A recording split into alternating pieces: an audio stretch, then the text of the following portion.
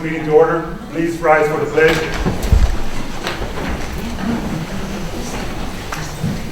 Pledge allegiance To the flag of the United States of America and to the republic for which it stands, one nation, under God, indivisible, with liberty and justice for all.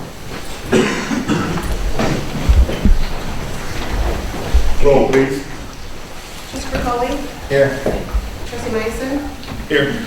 Trustee Van Pelt? Here. Trustee Chandler? Here. Trustee Pridemore? Here. Trustee Hezia? Here. President Gilbert? Here. Attorney Sorty? Here. Treasurer Bissett? Here. Clerk Guerrero? Here. Approval of agenda. There's a couple things I want to move around. Under new business, the basketball team resolution, we're going to move it up under the president's item A, so we can make it A1 and A2.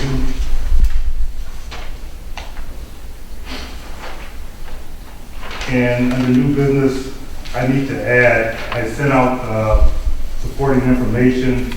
We're going to add in the Roselle Road. That's under which one? New business. We'll put that in place of the basketball team resolution. Oh, Can I remove two items under new business? Treasurer's pay B, So we move. just eliminating Okay. treasurer's pay. And D, Senate Bill 72. I got an answer already. Okay.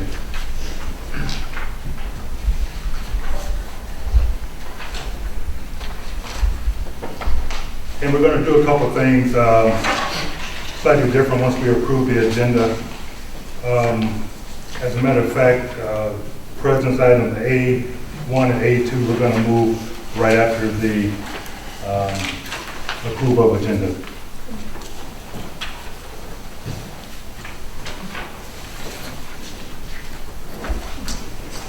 Motion's in order. I make a motion to approve the agenda as amended. Oh, hold on, I apologize. I want to remove my item under new business for treasurer's report, not the agenda that I... G. So I'll take that one.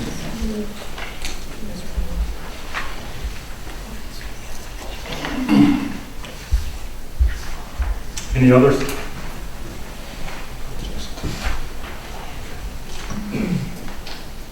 Motion's in order. I make a motion to approve the agenda as amended. Second. It's properly moved and supported that the agenda be approved as amended. Any questions on the motion? All those in favor? Aye. Opposed? Motion carries. Public comment on agenda.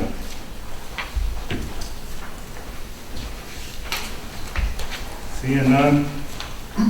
At this time, we're going to take a few minutes and we're going to, I'm first going to introduce our state rep who came early today and spent a little time with residents who were here, answering questions. And if I can get our state rep, Jeff Yard, to come forward and, oh, we didn't put the podium back in place. Martha, forget it. Chris, actually, if you leave it over there, I can get your speakers' faces rather than their backs. So if you maybe just tip it a little bit.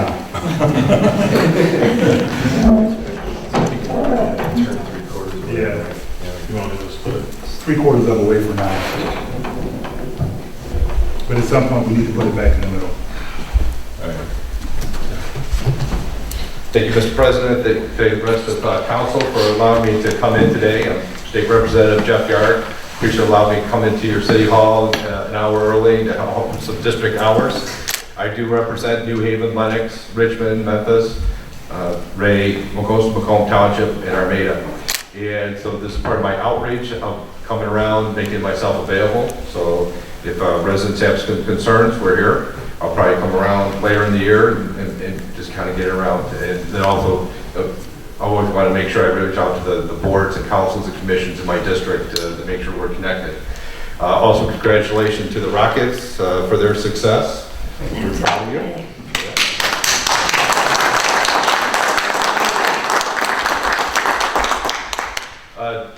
Probably the thing of interest that you may want to know the most about is regarding the Fraser sinkhole, which all the sewage from New Haven goes through there. I am working on that issue. If you're not aware, the House Bill 4329 is my bill to provide $3 million of support to the bypass operation to help keep from having to drop sewage into the Clinton River and then in turn into the Great Lakes. But that $3 million hopefully would help reduce the cost that would then all the communities involved would have to pay. Unfortunately, at this point, it was sent. It went to the Senate. The Senate converted it to a loan and sent it back to the House. The House discussed it with Commissioner Miller and realized that a loan would not be beneficial because it would be a 5-year loan, and the bonding was looking at about 25-year bond. So basically, in 5 years, they would end up borrowing money then to pay back the state. So they felt that that wasn't going to be reasonable. So I'll just let you know that what's happening with that is that there's actually a program called the SAW grant program. And the argument in Lansing is that it should be a loan and not a grant, except for the fact that in this next year, we're going to give about $62 million in grants to communities for infrastructure issues. My position, representing a portion of Macomb County, is that Macomb County shouldn't be treated any differently than communities across the state. That this is a state of emergency and we should be getting some support for this. And that if the state government wants to change this from a grant program to a loan program, that all the communities across the state should live under those same rules. So I'm fighting for Macomb County. I'll give credit to all the Macomb County reps, both Republican and Democrat, for working together to be a coalition fighting for Macomb County, because together there are 10 of the 110. And it said all the Macomb County reps co-sponsored with me in support of this. So I just want to let you know, I think that's a particular issue of interest to New Haven. So again, thank you for allowing me to come tonight, and I'll be staying also after the meeting to take any other questions that people have. Appreciate it. Thank you.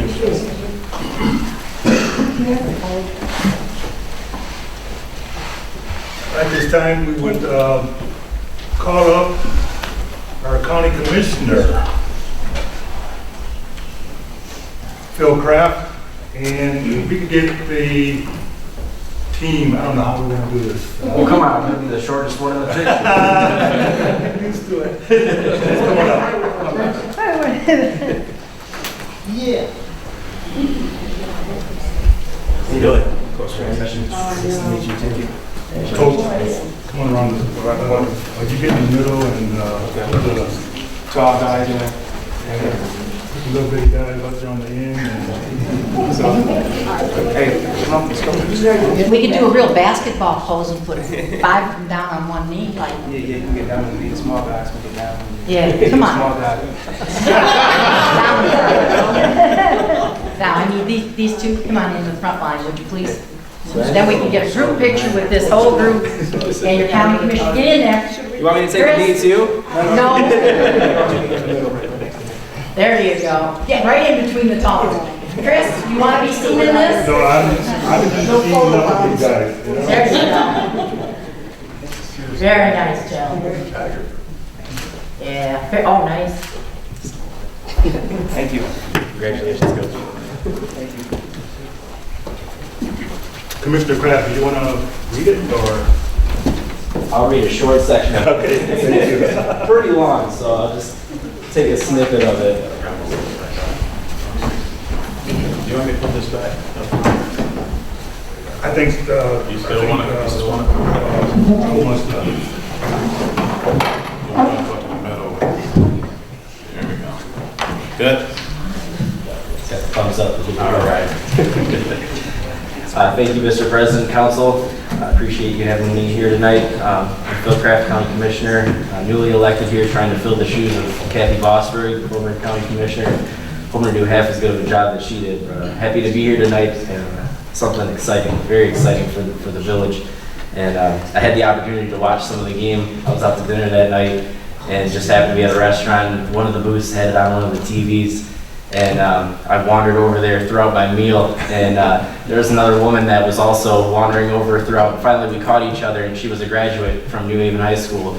She doesn't live in New Haven anymore, but she was watching the game, and she was just so proud that that was, you know, she was from New Haven, and that was her school. And just want to congratulate the team, the village, and all the citizens on this great accomplishment. But one of the lines here that I think is one of the best. Whereas the 2017 New Haven Rockets High School boys basketball team throughout this winning season demonstrated their defensive skills and teamwork ethic, exhibited pride while representing their school and the larger community, and honorably showed value for hard work as well as deep dedication to the sport and to the success of their team. And I just want to congratulate the 2017 New Haven Rockets on their state championship. Congratulations, guys.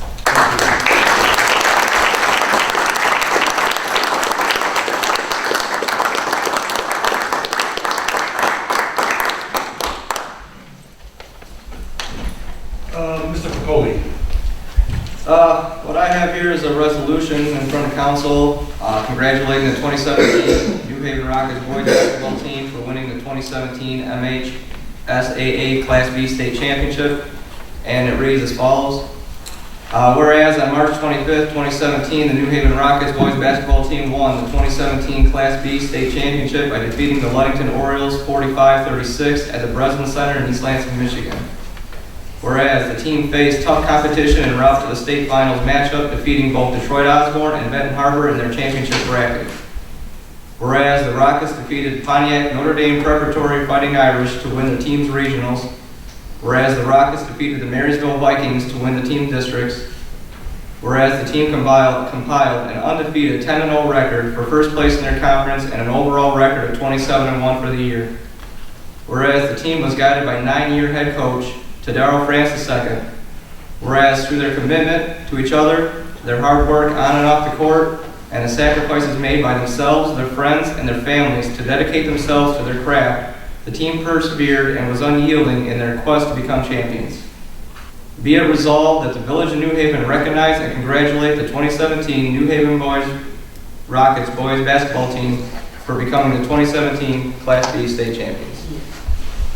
Thank you.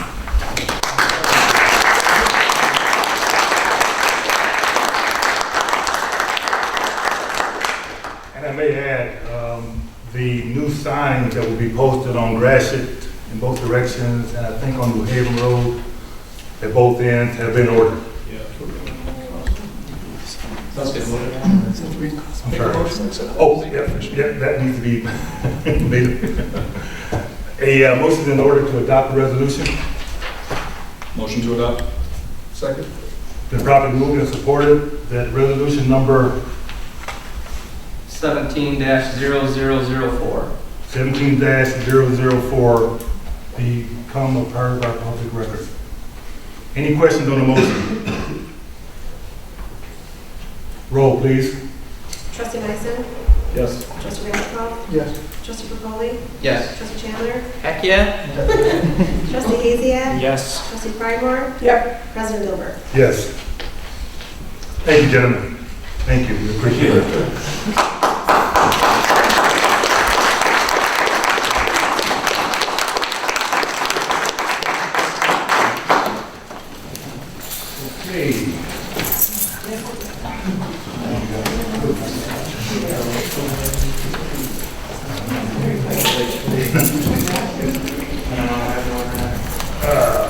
Approval of minutes. February 14th. I do want to make a motion first. I make a motion to approve February 14th minutes. Second. Been properly moved and supported that the minutes of February 14th be approved as presented. Questions on the motion? Yeah, question on the motion, however. In fact, maybe I should have mentioned it first, but I apologize for not noticing this the first time. I know there's already an amended version as it is, but on page 3, it does For the SYO contract, motion was made by trustee Chandler. As it's recorded in this, and just because it's official record, and we did expend considerable amount of funds, I think it was 29,000 something. I'm wondering if it should possibly be reworded. We paid for IT services in the amount of 29,000 and some change.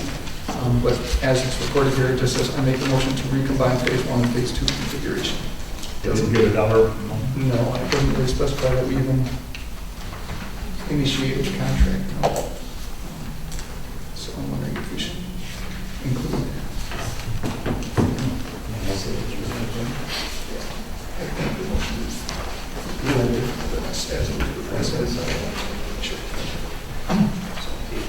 I apologize for not catching up. Yes, it should. Okay. Okay, so you're offering an amendment to the, Yes, to include amended to include the actual dollar. yeah, and what it was for, to IT services. That was for new computers, it wasn't for IT services. Well, okay. However it was worded, I guess, just review the video and get the exact word. Yeah. But to include the dollar. With the dollar amount, make sure the dollar amount. Madam Clerk, you got that? Yes. Okay. Any others?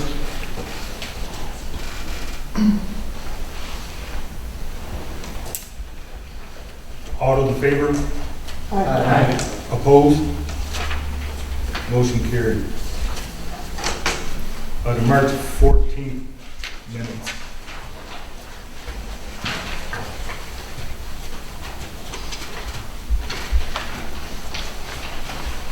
Make a motion that we approve the March 14th council minutes as presented. Second. Been properly moved and supported that the March 14th minutes be approved as presented. Question on the motion?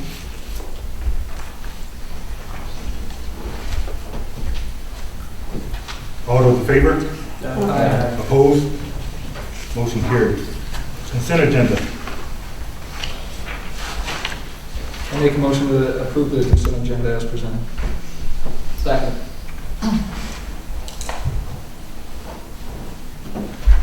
There, I don't know if everyone has, there's some numbers on the consent agenda that are not correct. And I don't know if new numbers were sent out. What numbers aren't right? The check register is showing $918,000. And a lot of that was covered already. That was the March check register though. That's why that number's in there. Some of this is being,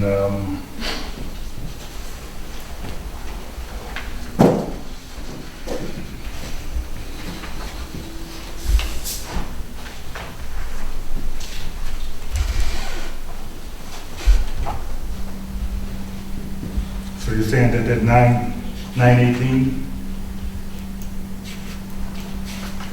That 918 is the check registers from 3/1 to 3/31. Okay. Because I have a totally different number, but we'll make sure that it's corrected because it's giving the impression, that grand total of $1.1 million with the check register.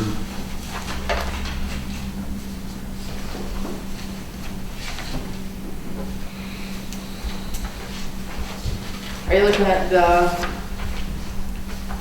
I'm looking at the front page. no, I know, but what other one are you saying is the right number? What the number I was given was $82,043. For the check register in March? Yes. Okay. March was the month that we cut the big check for the debt. Yes. So that $82,000 is wrong right there. Okay. But why is that number, I guess my question is why is that number included in the overall? Because that was the grand total for March.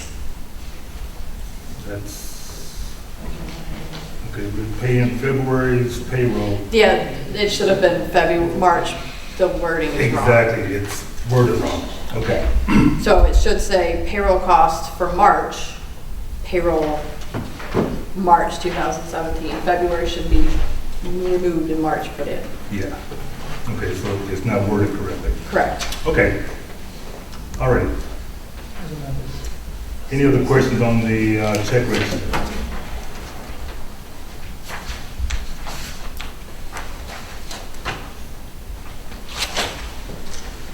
All those in favor? Aye. Opposed? I'm sorry. This has to be. I'm sorry. Call. Roll call. I'm sorry, who was the first one? I'm sorry, that register kind of threw me off, so who was the first one that? I think I made the motion, right? Yeah, you made a motion. Who support? Thanks. Just remake the motion and do a support. I make a motion to approve the consent agenda as amended with corrections or Well, we're going to assume that it's correct. as amended? Okay. And then Trustee Capoli was the second one. Okay. Yeah. Okay. So Trustee Vanderpump? Trustee Capoli? Yes. Trustee Myson? Yes. Trustee Chandler? Yes. Trustee Giesiak? Yes. Trustee Pridemore? Yes. President Dilbert? Yes.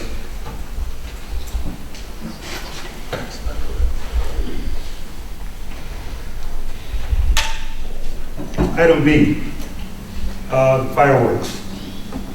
The Parks and Rec Committee sent a recommendation of support for the fireworks to be held on July 15th. Half the cost is being shared with Lenox Township. And the cost actually went down this year. It went from $8,400 to $8,000 total. So Lenox has agreed to pay $4,000, and the Parks and Rec are recommending that we pay $4,000. Up to $5,000, but the total cost, we already got the contract. I make a motion to approve the fireworks in the amount of $4,000. Second. Quick question, do the fireworks fall within that allotted time frame? Yes, yes. Yes, that's important. Yeah, That's really important. Yeah. Yes. And this will be, this will come out of the Parks and Rec budget.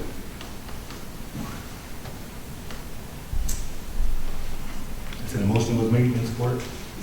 Any questions on the motion? Roll, please. Trustee Chandler? Yes. Trustee Myson? Yes. Trustee Capoli? Yes. Trustee Vanderpump? Yes. Trustee Giesiak? Yes. Trustee Pridemore? Yes. President Dilbert? Yes. Item C, the storm sewer cleaning and camera. As part of our SAW grant, we've gone out for bids. It's on bidden. I feel what the time frame is. The bids should be coming down April 20th at 2 o'clock. April 20th. At 2 So o'clock. that's just for information. So we are requesting bids for our camera, our storm, sewer, camera, cleaning, inspection. And that is all being paid by SAW grants. Item D, we have an ordinance on our book, ordinance 324, and it allows peddlers to come in to the community and go door to door. And historically, this has become an issue. I think last summer we had a company going door to door selling gas or something, or different gas service. Do we want to allow peddlers in, or do we want to rescind the ordinance to keep them out? We need to give some thought, or do we rewrite the ordinance that would give, say, the village, to say, so right now the ordinance is kind of vague. It doesn't give us much leverage to deny. if they meet all the requirements. And I think we need to reserve that right to deny. Do any of our local civic groups go door to door would be impacted if we got rid of the ordinance? I honestly don't think so, with the exception of the little bottle drives that the school groups and the Cub Scouts have. But I don't consider that door to door. Are we allowed to? Yes, in fact, a lot of communities do it with background checks, and it's not uncommon for you to have a situation where you put in the ordinance, you identify all the people that will be going door to door for you and provide like a driver's license or that type of information for them. That's what they're doing right now. They're providing their driver license and filling out the proper information, but they're also becoming a pain because we have no way to police them. When they get out there and they're still knocking on doors after dark and stuff of that nature, and they're being a little too persistent. Well, you can add to the ordinance, immediate withdrawal, immediate termination of the permit upon violation or notification from the residents. We can put all kinds of those types of things in the ordinance. But I don't think we could just have a ban solicitation, can we? If I work on it a little bit, we can. But I would say no. Okay. So we just need to. And you have to be careful because there are some free speech requirements within that as far as distribution of political and/or religious information. So. Okay. Also, right now, the ordinance talks about like harassment and not contacting, buildings with no soliciting signs. Yeah. It's pretty general. It's pretty vague. Yeah. So I would say it's vague. I'd say it's general. We just need to tighten up some of the language so that our residents are protected, and when we get complaints, we can respond to it. Okay, then I'll ask the authority to. I can bring some proposals. Can you guys give me some ideas on some stuff that, would you like background checks? Would you like? Time limit, dusk, Yeah. nothing in the dark. There is a time limit at your range, 11 a.m. to 7 p.m. And a lot of good that day. Yeah, exactly. So then a termination clause. Yes, that I can do. Okay. Well, technically 7 p.m. in the winter. Yes. There were people coming around in Amherst at 9. Can we limit the amount of representatives one company can? Yes. Okay. So let's work on some of that language. Got it. I get enough information. Okay. Ordinance 305 is a ordinance that supports New Haven-based businesses, and it gives them the opportunity to bid on, if they're not the lowest bidder, but they're within 10% of the low bid, it gives them the opportunity to match that bid. Well, I think that has done more harm than good.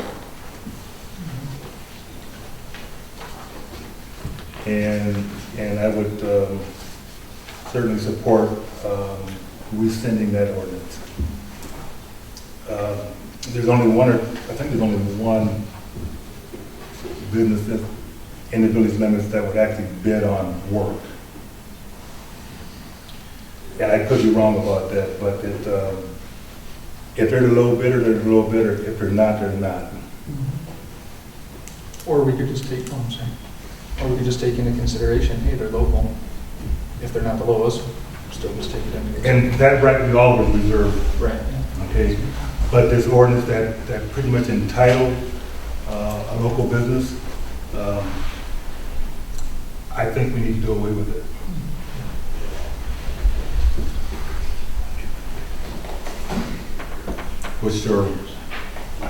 I'll entertain comments on that.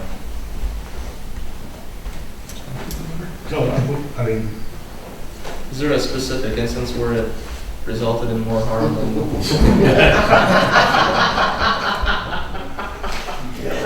I'm being careful up here, okay?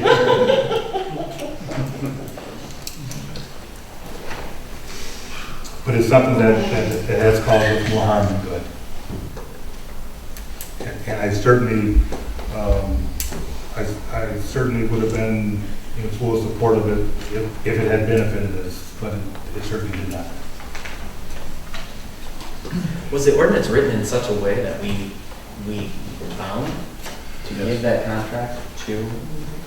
So then could we rewrite it to give the opportunity to a company to match the lowest bid, but at the discretion? I mean, Still reserve the right. Still reserve the right to pay? You could. I would recommend, however, that you consider just putting in, rewriting the ordinance such that you indicate that you will provide the preference will be given to, in the overall analysis of the bid, review of the bid process, preference will be given to local. Preference will be given, but not necessarily. Correct, in the overall review. Okay. That way, you don't want somebody to open up shop, know a big project is coming up, open up shop across the street last week with no financial backing, knowing that they're gonna get it. Then that's another one that we, then, Okay. Let's create some language that gives us, the rights to. Because I wouldn't want to deter a company. Right, But I you wouldn't want certainly, but I certainly would want to reserve the right. Yeah. Because if we can do our due diligence and not just be obligated, that would be far more advantageous for us. Right. You can certainly include, preferences for local businesses. That'll work. But still give you the ability to say no. Okay.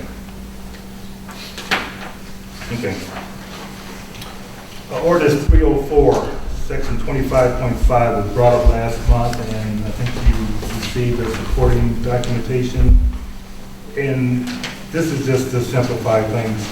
While the fire department was supposed to pay the general fund for hydrant maintenance, it's a job that is that's done on a regular basis by the DPW. So instead of having to move money from one pot to the other, the DPW does it. They do the winter maintenance, they do the greasing, the painting, the weed whipping, all things related to hydrants. And so, just to simplify our books, I would like to rescind that section of ordinance 304, 25.5. You have a new ordinance that I drafted and submitted, and let me explain. So last meeting, my concern was that we go through the entire ordinance. We don't just rescind a section. We have to make sure that it doesn't impact any other ordinances any other way, which I did and checked. I looked at it from the perspective of rewriting that whole section 25. That didn't make a whole lot of sense. It may seem odd to you that we're going to replace language that says intentionally left blank rather than just saying we're removing it. But I think it's important the way that we go back to our ordinances and look back at them. We know now that it'll say intentionally left blank. Further review would indicate, so that it comes up when we get it in electronically, it will show that it's intentionally left blank, so that there's no confusion about the numbering system, since there are several sections that come after 25.5. That's why that kind of bracketed information is in there. Okay, so are we prepared to, so you have that draft? Yeah, quick, yes, it is. You told me the number, I forgot. 342. 342. Okay. So we're prepared to act on that section?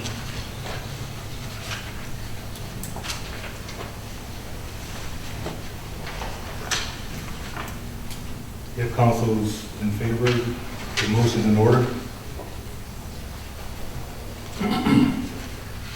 So just to clarify, by repealing this, the money, instead of transferring from the fire department to DPW, it would just stay in DPW at that point? It actually just stays at the fire department. Or fire department, I mean, yeah. Which helps their bottom line, Yeah. because they're on the shoestring right now.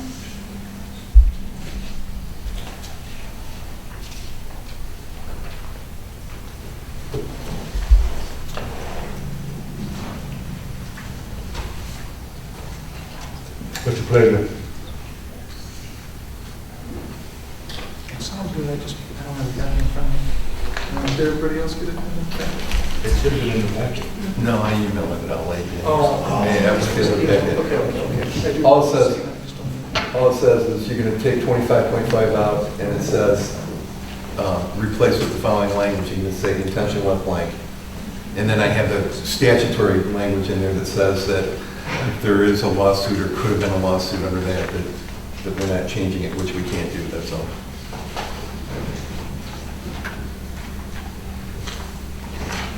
I make a motion to pass the ordinance as presented, or do you want more specific language? This is fine. Second. Been properly moved and supported, that we amend ordinance 304 by removing section 25.5. Any questions on the motion?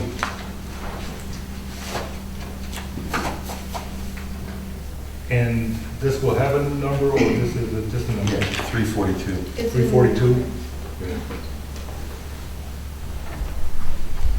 Roll, please. Trustee Vanderpump, Yes. trustee Madison, Yes. trustee Capoli, Yes. trustee Chandler, Yes. trustee Haziak, Yes. trustee Pridemore, Yes. president Liver. Yes. Ordinance 304, section 19. There's a section that was taken out. There was a couple of trustees took a look at our water ordinance, and they removed section 19, which referred to Lennox Township and how they did their taxes and the time frame. It doesn't apply to us. It was taken out and I think inadvertently put back in. The way the village and how we attach liens to our taxes really has nothing to do with Lennox Township. Okay? And our whole tax roll thing is at the direction of the treasurer when she gives her go-ahead to do the taxes and the liens, and as far as unpaid water and stuff like that, it's at her direction, not at Lennox Township's direction. Okay, so that section it forces us to refer to Lennox Township when they have nothing to do with this. And so that needs to be taken out, and it's section 19 of ordinance 304. So, President Dillard, after you and I talked about this, I went back and looked at some of the revisions, and just to give you guys a brief history, because I know some of you are in the process. If you recall, the village was going through a process where we were looking at making sure that we were properly collecting the water bills and making sure the language is appropriate to turn off water for residents that weren't paying their bill on a timely basis. We made several modifications to the ordinance, the water ordinance at that time with it. And it looks like when we made the final revision, we had old language that we put back in with it. It doesn't, the original intent of including Lennox in there was to put the time period by which Lennox does it. But the president's right that we should have language cleaning that up to show that it's a tax, it becomes a lien on the property is levied, by the tax from the village treasurer. So I can draft that as well and bring it to you guys with the other ones. So the motion would be just to remove that section and then we'll replace it with the updated information later. Well, I can redraft an amendment to ordinance 304 that cleans up Article 19. Or excuse me, section 19. No. Ordinance 224, National Fire Code. It has not been updated since 1990.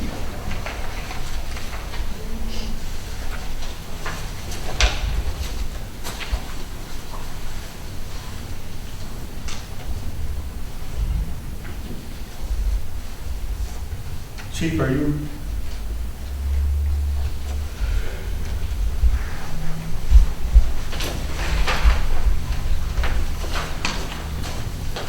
Back in 1990, it was part of the VOCA code, and now it's a national, international something code. Right. And we need to adopt the 2012 version. Yes.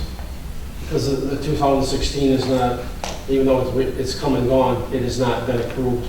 So the most up-to-date one available right now to adopt is the 2012 code. 2012. Which puts us a long ways from 1990. It's just one of those things that got looked over and we discovered it and brought it up, so. you want me to? So, just so everybody understands, under the, what used to refer to all the time as the BOCA codes were there. And all of those are on rotating 3-year cycles. And they were all included. The whole idea was each year you'd have a new code that would come up, all right? You'd have the mechanical code.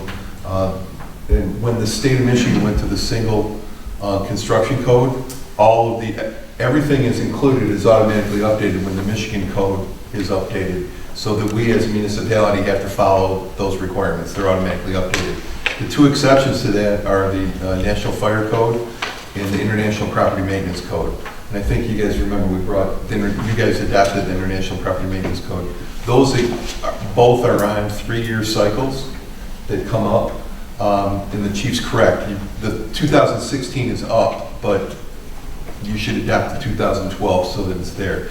And just so there's no confusion, it's not like anybody was there a danger or there was anything mass. I mean, the 1990 code was still in place and was there. It's still enforceable, but it needs to be updated. Correct, it should be updated, but there was, just as far as the public is concerned, as far as it, being there, we still had it. And that's not uncommon for lots of communities not to have amended those codes. So it would be appropriate to amend it. I just don't want to have anybody have any concern that it's been a while since it's been done.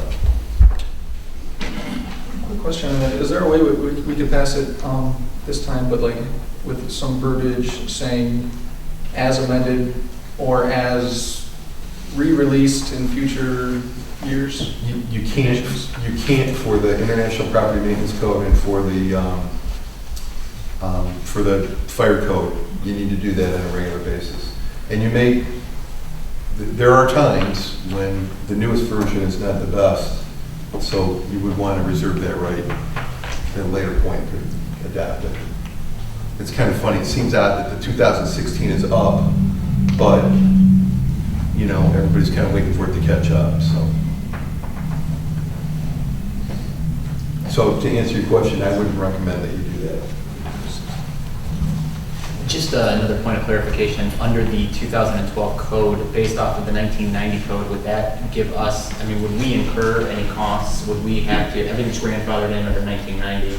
Anything going forward after we approve for the 2012, then starts the clock on that? Correct. Okay. It's just, it gives us a different framework, a more updated framework of how to, make sure that everything's done the proper way, so. Well, based on even technology. It's a lot. Are there any particular things that are of interest to you that the 2012 addresses that? Nothing that stands out, no. It's just that, like I said, the 90 is usable, but obviously there's a lot of things that have changed.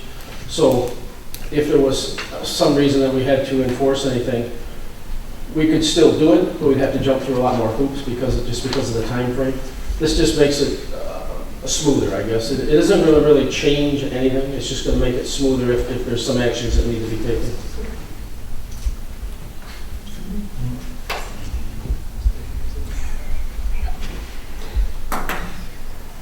Okay, what's your pleasure? Motion. I'm sorry. I move to approve the 2012 International Fire Code. Second. It's been properly moved and supported that we adopt the 2012 International Fire Code. And is that being assigned a new number or? Can you assign a number for that? Or just? You can, yes. It'll be ordinance 343. 343? Yep.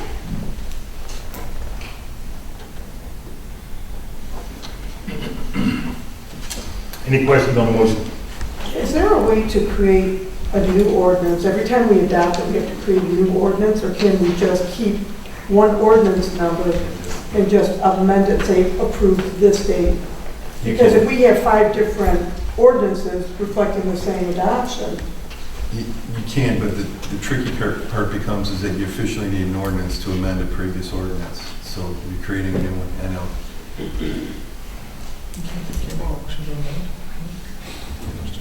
You can but it still follows the same rules as an ordinance. Any other questions on the motion? Roll, please. Trustee Meiser? Yes. Trustee Vanderpump? Yes. Trustee Pagoli? Yes. Trustee Chandler? Yes. Trustee Hazia? Yes. Trustee Prymore? Yes. President Dilbert? Yes. Item F. Attorney contract.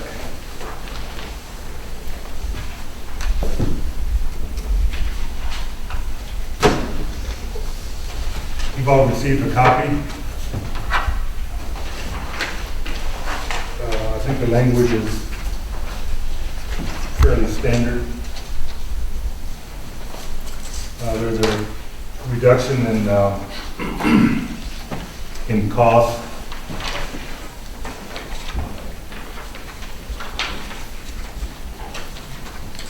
Compared to the previous.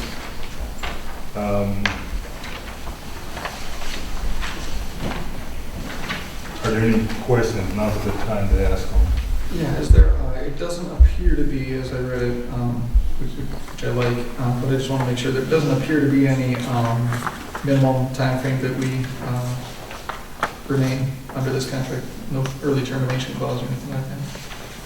Just like month by month. It's I don't think it's considered a month by month. But then again, the language,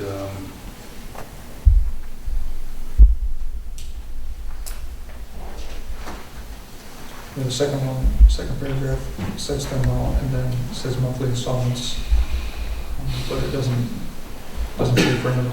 Again, I'm not complaining, I like that, I just want to make sure that that's, as I understand. were you reading that? The second paragraph, for APA Law Group, general municipal representation of the village of New Haven will pay dollar amount annually in monthly installments of, but I, nowhere else through there that I found necessarily, unless I'm missing something. Does it have like an early termination or anything like that?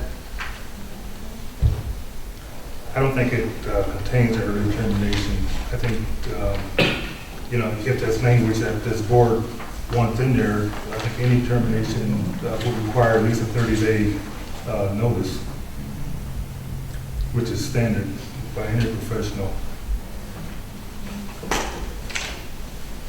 But we're not tied in for a full year or 2 years or 3 years, anything like that? Yeah.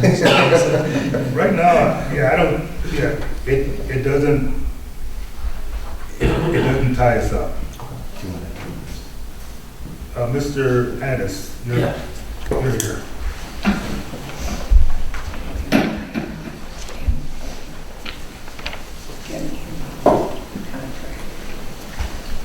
I can turn this down because no one wants my picture. So, the question is, termination, here's the truth of the matter.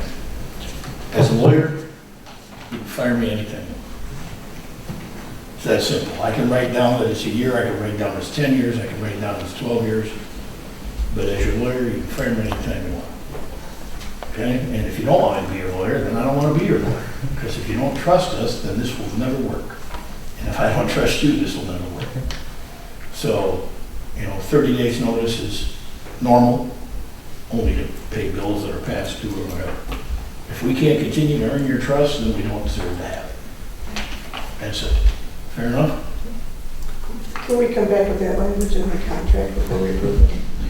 Well, actually, if I put it in there, then it holds you in for 30 more days, but I'll put it in if you want. Actually, under the village, it's president's choice. He's asked for your approval. In truth, legally, he doesn't need it. So if he calls We have an ordinance that governs that. For review, I think it's December or something. I'll put in whatever you want in.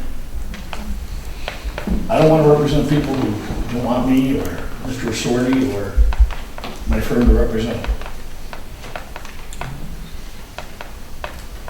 There's a lot of things that, in all fairness, there's a lot of activity out there that's taking place right now, and I'll have to give Al a lot of credit because we have been in constant contact on a lot of issues, and I think we're finally starting to see some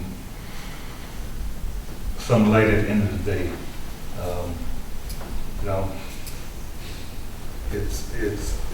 I can say that I don't have any complaints. I did have some concerns in the past, and without bringing up the other firm, but I think the separation has actually benefited the village. And I know I'm keeping Al busy. It's a good busy. So, that's the answer. Anything else I can answer, I'd be happy to right now.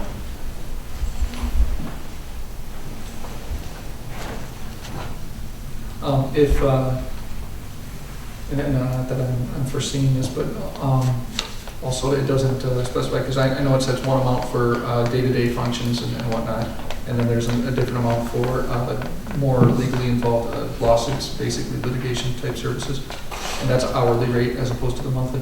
If by chance or whatever we decide, you know what, maybe for the day-to-day things, we might want to go with somebody else, but let's keep you guys on for the other, is that? It's always a possibility. Those rates are fine. It's always a possibility. Yeah, but I would not. I would never discount that, and I wouldn't want you guys tied like that. You are the discretionary board. It's your decision is what to do. So any way you wanted to do it, it can be done.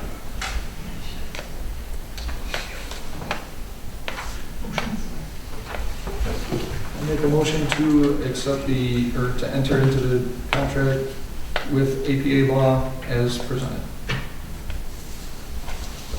Support. Been properly moved and supported that we enter into a contract with APA Law as presented. Any questions on the motion? Roll, please. Trustee Danforth? Yes. Trustee Chandler? Yes. Trustee Pacoli? Yes. Trustee Meisen? Yes. Trustee Giesecke? Yes. Trustee Frymark? Yes. President Gilbert? Yes. Thank you. Thank you very much. Thank you.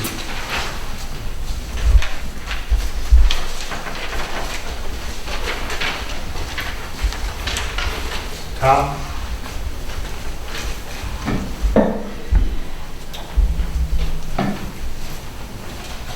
Could you please update the council on the latest? Okay, I'll give you the short version, I guess. Please, the short version. At the March meeting, the council, I guess reluctantly authorized the issuance of the joint check to STE and HD Supply for the existing materials that were on site.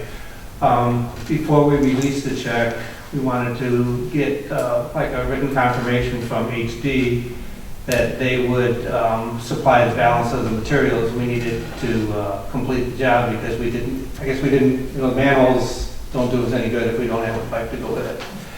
And when we approached them regarding that, they agreed that they would do that, but they wanted to be able to bill the village directly for the new pipe because they had the problems with getting payment from STE for the previous pipe. And so I guess over the last, over the last few weeks, we've been trying to get STE to approve that and their attorney, and it wasn't basically until today till we finally got a resolution that everybody's acceptable. And I guess what the idea is, if HD delivers the pipe, they have terms of like 30 days, so we don't have to pay them in advance, but they would expect to be paid within 30 days. And when you have like a contract pay item, say for 18-inch pipe, it may cost $60 total, but of that, $50 may be labor and $10 would be for the pipe itself. So what our intent would be is, as the pipe would be installed, that we would deduct, so instead of paying STE 60, we would be paying him 50 and basically reimbursing ourselves for the pipe cost. So that's pretty much what the arrangement we've talked with HD and with the STE and their attorneys. So I guess the action or some type of action, President Gilbert, that would be to approve the direct billing to the city for the additional materials, and then we would reimburse those as part of the contract. And so when you submit your pay approval for sections, you're going to assume responsibility that the cost of the pipe has been taken out of that pay approval. Right, yeah, and I'll deduct that. I mean, either I'll do it as a separate line item or we'll change the unit price, but yeah, I mean, it'll be a little bit more work, but I don't see how, I mean, with past history, how this is gonna work any other way. I mean, other than going further on with putting, going to the bonding company again, and putting them in the fall. So what it comes down to, HD wants to build the village directly. They have no confidence in the contractor, which I certainly don't blame them.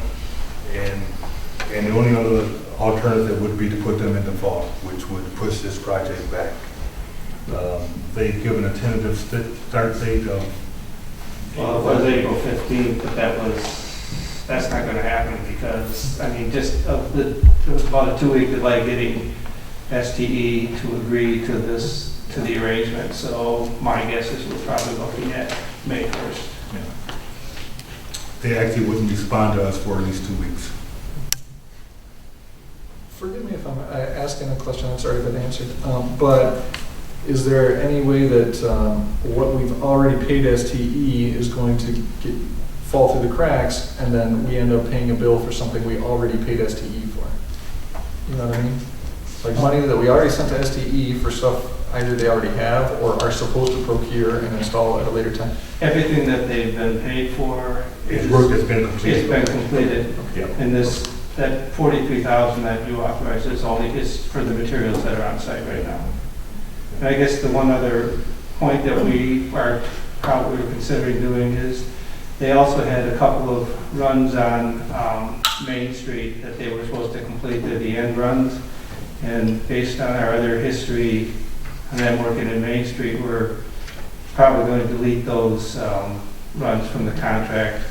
And we've also had the change order, so that'll help cover the cost of those. So we're kind of looking ahead. I guess we don't want them back in Main Street again.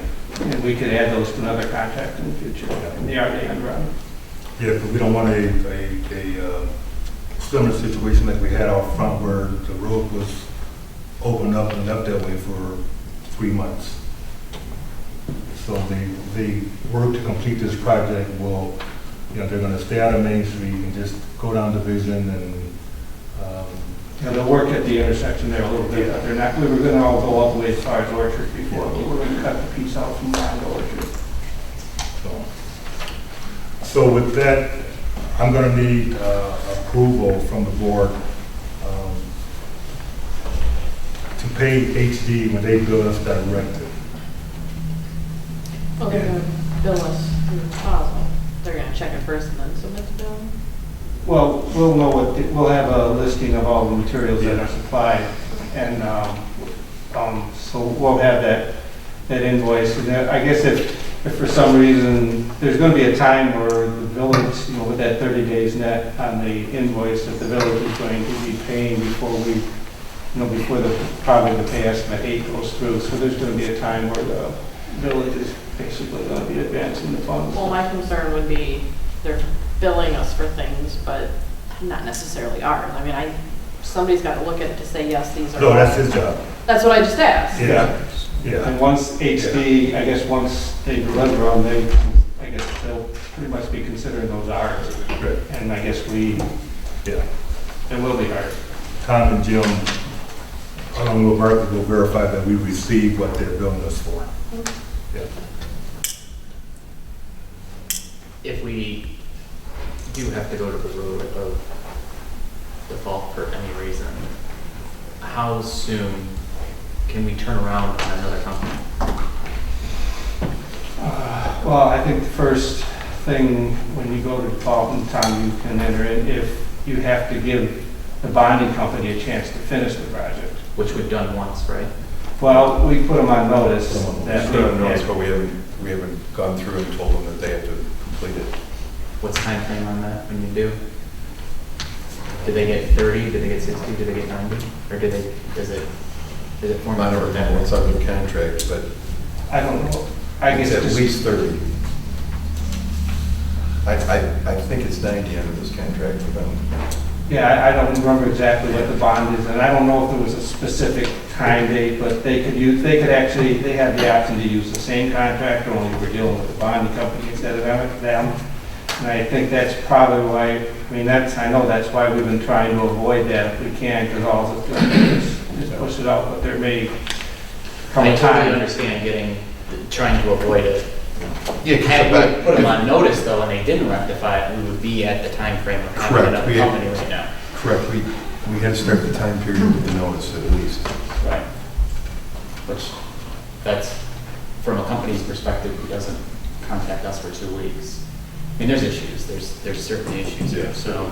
Well, but the bonding company, if you turn over to the bonding company, they have the option of coming back to the same contractor and working something out with that contractor to fulfill the obligations, which is usually the first course taken, since that's who paid for the bond and that's where the money's going, they have some control over it, so. Right. So you see what you're dealing with. So I know one of the things, say we've done, we've limited the contract a little bit by taking out Main Street, which is a big hazard, I guess, I mean, a big concern. And say hopefully in the next couple weeks. So here's another question, let me put it this way. We've had residents inquire as to, obviously, a finished timeframe.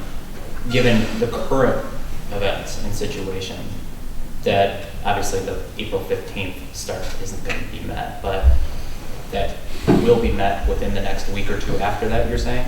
I would think, I'm guessing probably May 1st is when he would be in a position to start.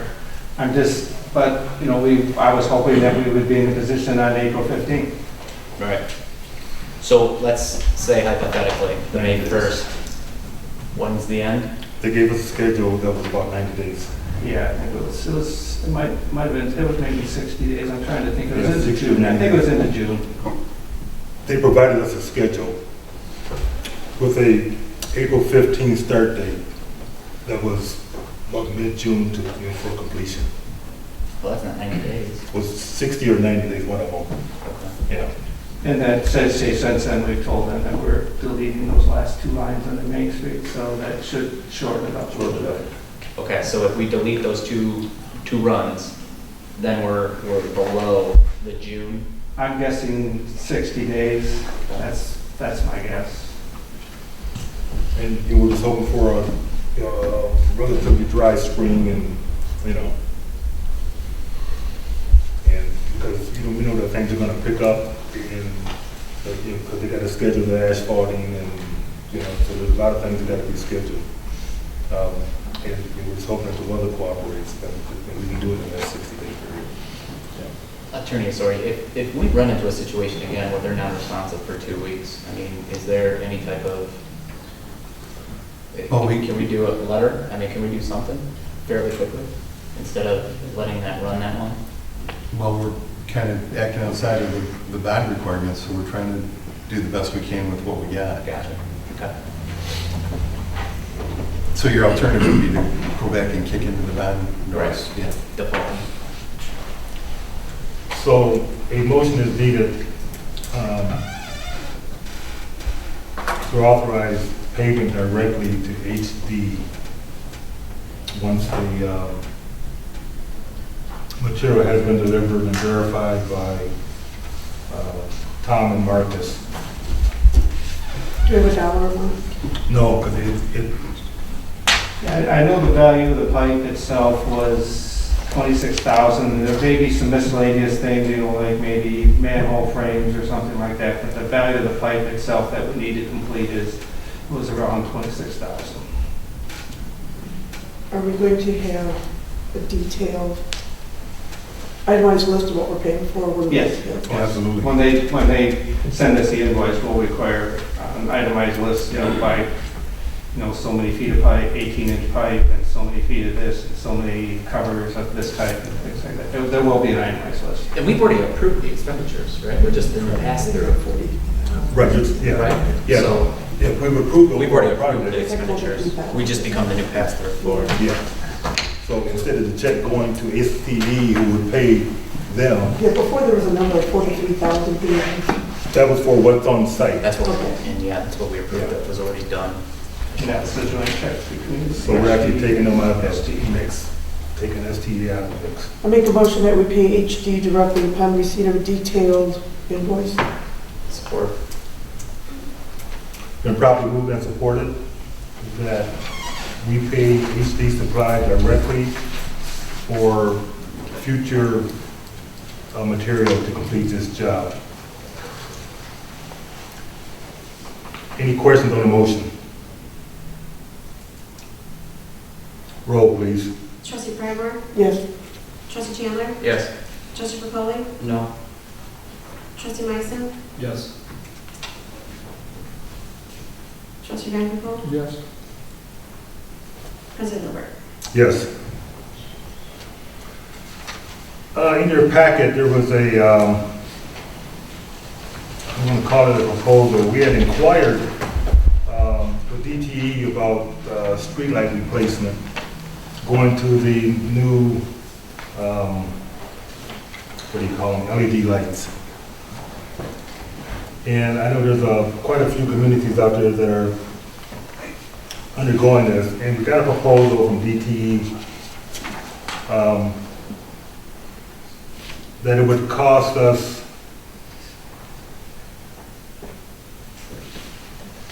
$47,000, $47,531, and there's some credits that we would get, but the projected payback in usage, energy usage, is a little less than 2.5 years. And I bring this up now is because they're booked for the year. They can take on no other communities. So if we have an interest in being on their schedule for next year, we need to let Edison know. They are taking on no more communities this year. So if we were to approve this, then we could put the amount into the next year's budget. Next year's budget. And this is to replace how many of them? And where? All the street lamps in the village of New Haven. And this amount will be for next year, this is the amount that it will be? This is the projected amount for next year. So we lock in this rate. We lock it in. Well, locked in or projected? Is it locked in or is it projected? I was told it was locked in. Is there any fine print that I'm not Well, reading? Yeah, the point 1 or 2 down at the bottom says, customer acknowledges that the final cost to complete the service may be different from the estimated provided herein or any other estimate. This should be pretty accurate. But like I said, as you can see, the payback would be in 2.5 years. What's the energy optimization rebate? What is subject to availability, it says. And do we know how that works? Like, is that like take 5 years for them to give it back to us, or do we just get a lump sum, or do we got to apply for that? Or? I think it's applied to the overall project. And I could be wrong about that. So I just don't want something falling through the cracks and then we don't get that 7,800. You can see we currently pay approximately $42,000 a year in charges, and their projected cost would be about $26,000. So like I said, it would definitely pay for itself in the long run. Yeah, either way. Should. So right now, we just need a motion to get to the list. And all we need to do right now is just notify us. We don't have to give them a check or anything. Do we need a motion for that? Yes, yes. I make a motion that we contact DTE about replacing the streetlights. Support. They're probably moved and supported that we make contact with DTE about getting on their streetlight replacement schedule for the year 2018. Any questions on the motion?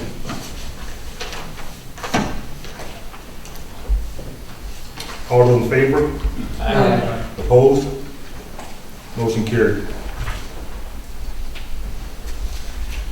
Amherst Field. There's been couple of inquiries as to cutting the field adjacent to Amherst. I think we cut it a couple years ago, 2 years ago, at about $2,500, something like that. Last year, I think all we did was cut the first, I know on Park Street, when he cut. The whole field got cut last year. We did that all day. I can see right through the trees. Somebody cut it. Then didn't grow back yet. I believe last year was just, Last year, just at the shoulder. yeah, like 50 feet or 40 feet. Yeah, it was 40 or 50 feet in, and that was it. Okay, 'cause it's so rough out there. That field is so rough. But here's my concern. The resident that inquired about this, you know, she wanted it cut so we can play on it, and that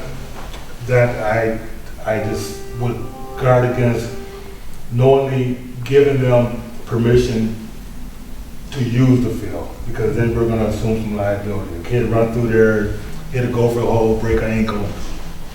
Okay, I would love to keep it posted. I think it's posted somewhere in Amherst where there's no parking, or under by the mailboxes, there's some kind of sign that are posted out there, no parking or private property or something. I would not want to give them permission to use the field. Now, they can use the field right now any way they want, you know, without our knowledge. But with that being said,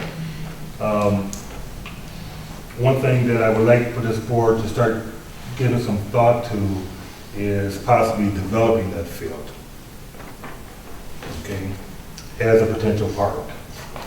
I've made some inquiries.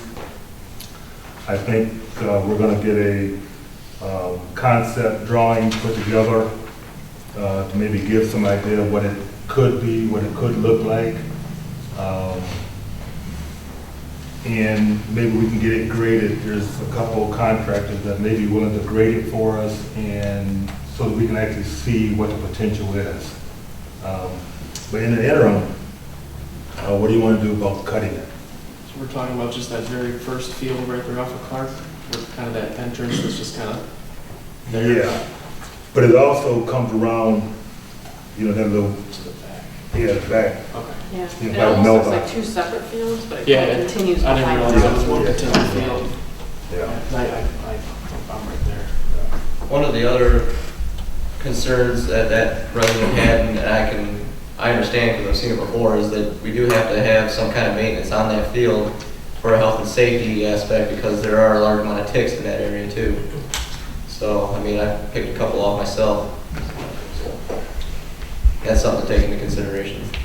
I mean, we can't just let it go 5, 10 years at a time without some maintenance on it. Cutting it is gonna take care of the tick problem. It cuts it down quite a bit. Wait, so are you proposing to don't cut it back?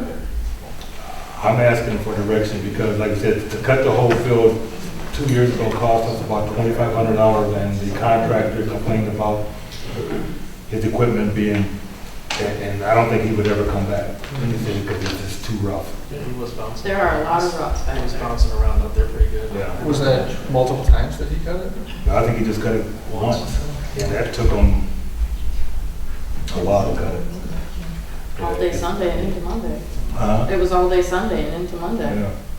So, Big old tractor up there. or do we just continue doing what we're doing, and is just taking care of just cutting that first 50 feet or what, 40, 50 feet?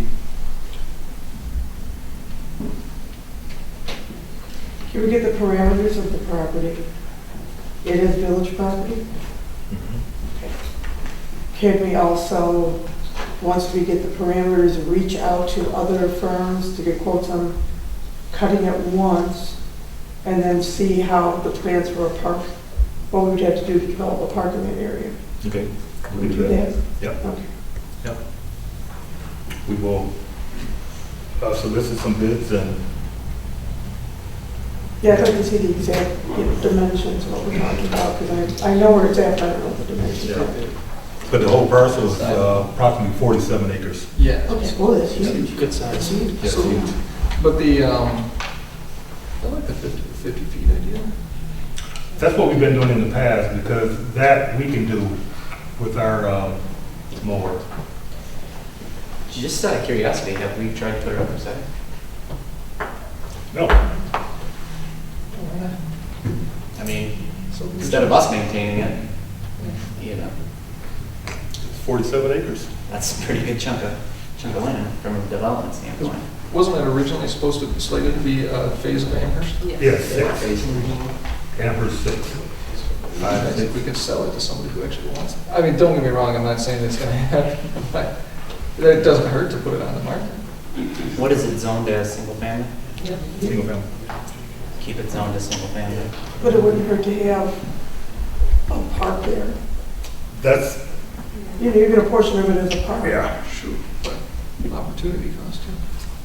I don't see anybody buying it for development, but because of the number of lots that are already available. But I could be wrong. You know, I could be wrong. You know, it's not developed, you know, with the exception of the little mini entrance that are there, but there's, When we acquired the property, refresh my memory, how did we acquire that property? when the Pembroke Amherst developer left, Foreclosed? it wasn't, I don't know if it was foreclosed.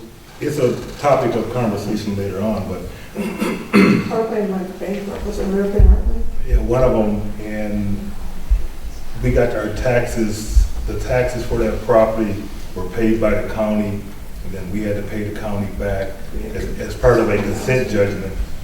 And that's how we obtained the property, because we had to pay the county something like $600,000 as their tax, you know. But that wasn't the only property included in that 600, right? I don't know, I think part of Pembroke was also I thought so too. included in that. 'Cause I remember sitting on the audience when all this was going on, and but that's how we obtained the property. Now, do we have the ability as the village to make money off the property more than what we spent? Attorney? Not if we painted through tax sale. But I gotta look at the consent judgment, that might be separate. Yeah, I don't think it was actually a tax sale, but it's when the county, what do you call it, when the county gives us the Tax taxes. delinquent? What do they call it? There's a name for it. First right of refusal? The county give us the taxes because the owner didn't pay the taxes. And then somehow we had to pay the county back, and in exchange, we got the property. Because I guess the county didn't want the property. But if it's 47 acres, it considered to be subdivided, we could use some for public use, some of it potentially go up for sale. Yeah, no, I'm not opposed to that. There is a park just around the corner though, so that's my concern, is that we're putting up parks. Where? Haven Ridge. Oh, well, yeah, that's, Yeah, but that doesn't serve, I mean, that's a small park, and this right here could serve a lot more people and be a lot more centrally located. plus we could have amenities like a jogging path, we could have. Exactly. I mean, you're preaching to the choir on like quality of life and parks and things like that. My only concern is that then we take out the other park, or, No, you know, No.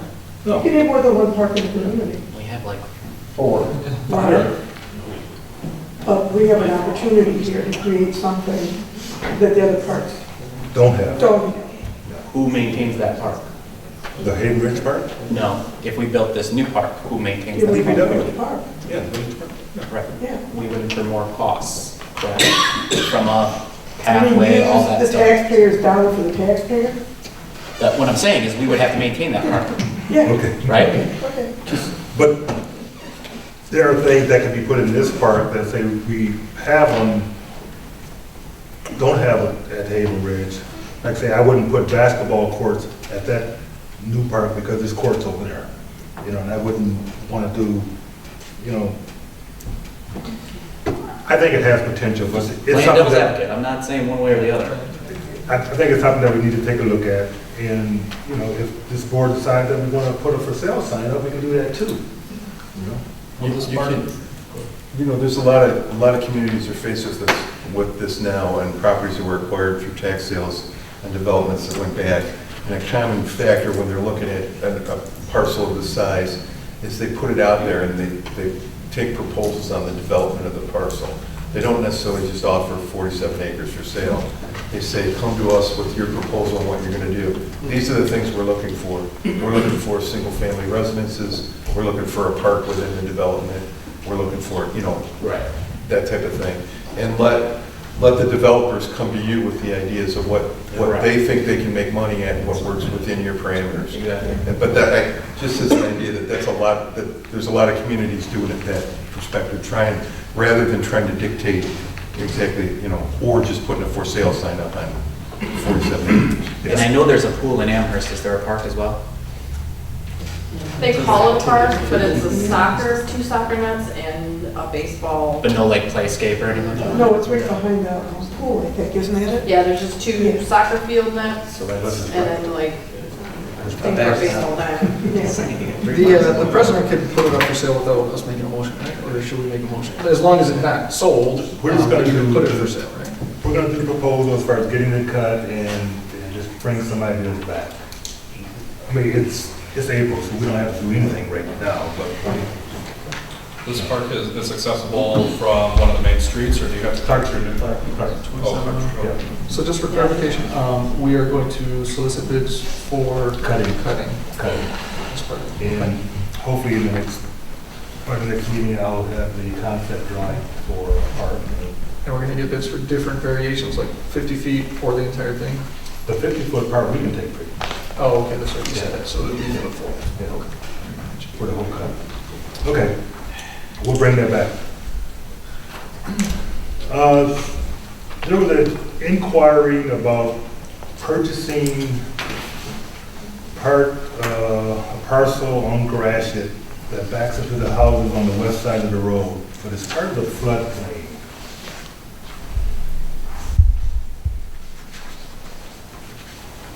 And I don't know what this individual's intent is, I haven't had a chance to talk to him. But he was looking to buy property behind his house that goes down to the creek. It's basically, it's inclusive of the Salt River. It's about 7 acres. It's corner of Clark Street and Gratiot, all those houses that sit there and reside past the gas station south. Yeah. The land behind that, which is designated as wetlands.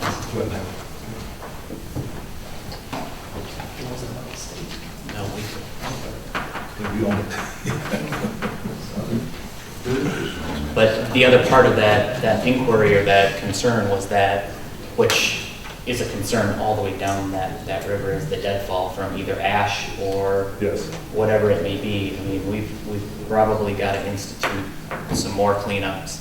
If we don't look at selling the property, then I think we should look at contacting the Clinton River Watershed Council, some other people, and really look at identifying ways to get that river cleaned up. There's a lot of down trees and whatnot.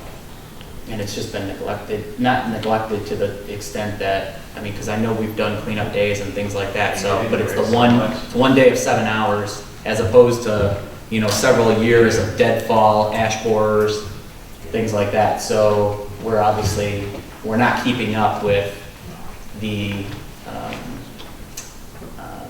deadfall. Yeah. So, There was a gentleman that approached last year that wanted permission just to go back there and take out what was down. And I said, fine, just, don't cut down no trees, but, if it's down, cut it up for firewood and haul it out of there. And he was doing well for a while until he got a little carried away and he was caught taking down some trees. And then he was burning the brush, and so I had to shut him down because he was turning it into a full-scale logging operation. I mean, he even got stuck back there in his truck. He had a little path, yeah. But I mean, his original intent I thought was good because it would take out some of those down trees, and whatnot. But like I said, he got a little carried away. So what's our intent? What's our pleasure? Huh? So you need to offer on the property? No, he hasn't made a formal offer. No. no, just an inquiry into the purchase. And how much is he looking to purchase? All of it. The Apparently. whole Well, area, there's kind of 7 behind the gas acres. station from 27 miles straight down all the way to Gratiot. to the bridge. Yeah. Yeah. To the bridge, But currently, his property already jumps the river, so he actually owns Yeah. to the river, and then it jumps the river, and then he owns a piece on the opposite side of the river. He's in the southernmost house? It's like the second to last or third. Yes, yeah. Going south. Going south. Or coming from the south. Yeah. Gratiot. Yeah, so he lives there. So that's off the, it's all residential. The acreage itself? No, his property is Is- yeah. residential. Oh, yeah. Yeah. And if you purchase this property, it remains residential? Yeah. It's non-buildable, well, It's denoted as wetlands, but I don't know if we can, I mean, I think we need to do some research, because I don't even know if we can DNR and Yeah. from this perspective. DNR may not want us to sell it. I mean, even if we were to sell it, at least from experience working with the DNR, I know that you can't touch the banks without getting some type of authorization or permitting. The trees and things like that, as long as they're in the middle, you can cut those. But once you start to manipulate the bank, that's where you get into trouble. That's where you have issues. And if you don't have a permit, that's where you can be fined pretty heavily. So before we make the decision, we can reach out to the DNR and see if there are limitations on selling the property. I mean, I think that would be a good start because, because we may, by selling this, we may create a bigger headache than it's worth. You were down there.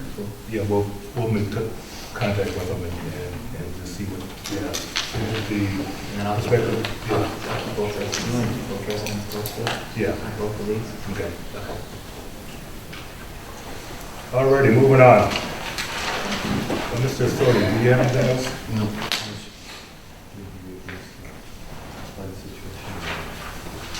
No, that's, Okay, fine.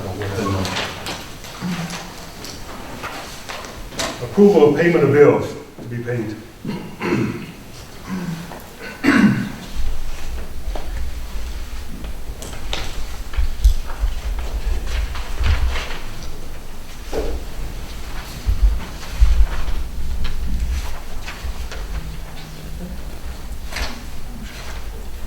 Payment of bills. Motion, make motion to approve payment of bills as presented.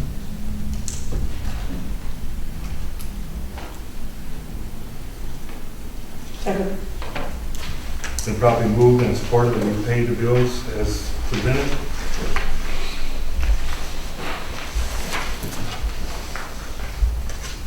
Any question on the motion? Roll, please. Trustee Vanderpump? Yes. Trustee Kreidler? Yes. Trustee Capoli? Yes. Trustee Myson? Yes. Trustee Chandler? Yes. Trustee Haziak? Yes. President Milburn? Yes. Clerk's item? Just to have the items in my May 2nd. I'm getting kind of last minute items, so it's kind of keep adding. I would strongly suggest that you stick to that May 2nd date. Thank you. Treasurer items.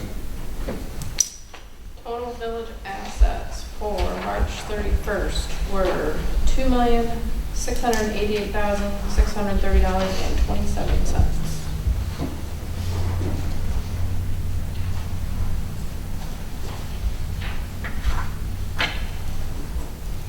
Motion's in order.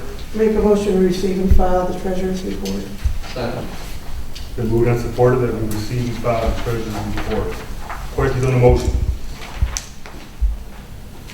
All those in favor? Opposed? Motion carried. Unfinished business, John Ryan Smith contract. Mr. Ryan Smith is contracted on a month-to-month basis. You indicated that he said maybe March, or is he done? No, he's not done because the auditors aren't done. The auditors are still requiring a lot of information, and there's still a lot of, just, what a mess. Well, I'm looking at an email that he sent to everybody, and I'm seeing the services that he provided assist Sandy with accounting matters. accounting fiscal year March 2016 and 2017. Preparation of amended Act 51 and F65 reports. Assist with budget work. You know, Sandy's been our accountant for 6 months. And I think that was enough of a transition period to have the stuff on the list. Our own accountant should be handling. Considering our fund balance and considering that accounting is now costing us over $15,000 a month. My biggest concern is the audits. And I fully believe that's the primary thing that he's working on. I think he's helping Sandy when Sandy needs a hand. But the primary thing that he's working on right now is supplying information to the auditors. And which audit is he working on? I think it's 14. About 15 is close, right? Yeah, one of them's I think 14 and 15 are done. 14, It 14. is done. Yeah. He's working on 15, 16, 16, 17. to my 15, 16. understanding. As I talked to somebody. I think that's the Okay, Sandra's not able to provide that information to our auditing firm, Yoyo. Well, here's the problem. She either concentrates on providing them, and then her other responsibilities fall behind. We just don't have the manpower and the wherewithal to designate Sandy to work with the auditors, because then everything else is gonna fall behind. So at no point she'll be able to deal with the auditors. At some point, but our biggest problem all along has been the records. Finding the records, supplying the records in a timely manner. Everything has to be searched for now. At some point, hopefully, everything will be where it should be, and we can do this,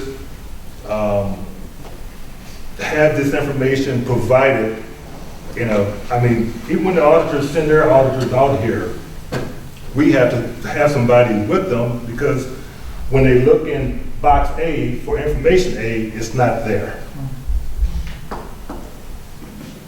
Okay? They're having to go search.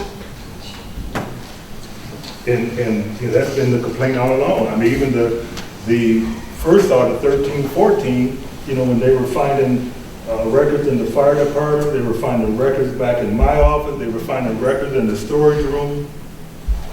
Records were all over the place. And that's why that audit took, what, the better part of 8 months?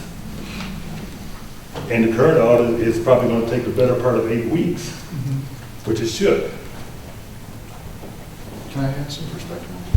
So, I mean, I was one of the biggest critics of the Ryan Smith, especially how it started and whatnot, and shortly thereafter, for a few months, I was pretty vocally opposed to it. However, I've met with Sandy a few times, as recently as just last week.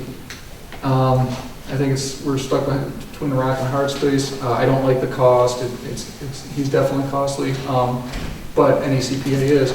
I do view it as a necessity at this point. To my understanding, as I understood it, explained to me last week, 14 and 15 is done, 16, 17, I'm sorry, 14, 15 is done, 15, 16 is getting work done, and 16, 17 is getting work done.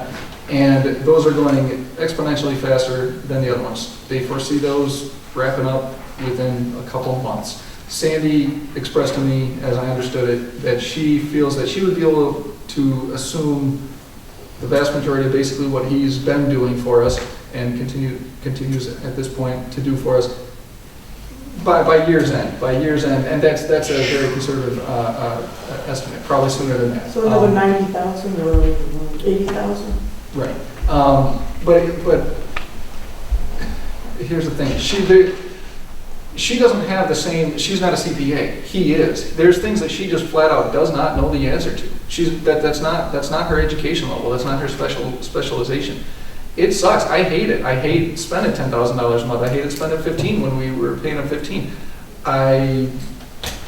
But as I sat down with Sandy, I didn't view any deception. I don't think anybody's sandbagging it. It's taken longer than we all wanted, but I think you probably knew it. Even when we had the prior president, there has been so much done incorrectly before we took office. Anybody at this council, And even the last president that came in that really attempted to fix a whole bunch of stuff, it seems in retrospect that that president might have fixed some things, but might have definitely made some things even worse and harder to track down and harder to find. And yeah, I've been one of the biggest critics, especially in the get-go in the first few months, actually probably for about 6 months, but more and more so as I've sat down in the office, I've talked to Sandy a couple times. It seems like a necessity, but it seems like it should be hopefully nearing the end. But there's things that Ryan Smith does that she just cannot do. She does not know the answer to it. She's learning. She does think that there's a learning curve, and she hopes to be able to do the vast majority of what he is doing because it will have been caught up at that point in time. There won't be as much tracking down and figuring out how to record something and how to make those adjustments. And the little bit that will be needed to be done, she'll have learned that from him. But yeah, I think it's an unfortunate, it's a necessary evil at this point. Paying that much. In addition, sorry about that. Once the audit is completed, they have to go back and they have to do all these amendments to the bank recs and all the related information so that it properly reflects what the audit is saying. And there's just a ton of work being done, It's unfortunate, but it's something that was allowed to get out of hand, and now we're faced with the responsibility of getting it cleaned up.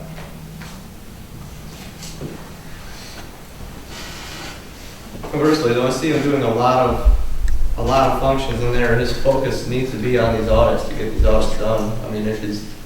But there are other things that unfortunately that he probably should step away from. Mm-hmm.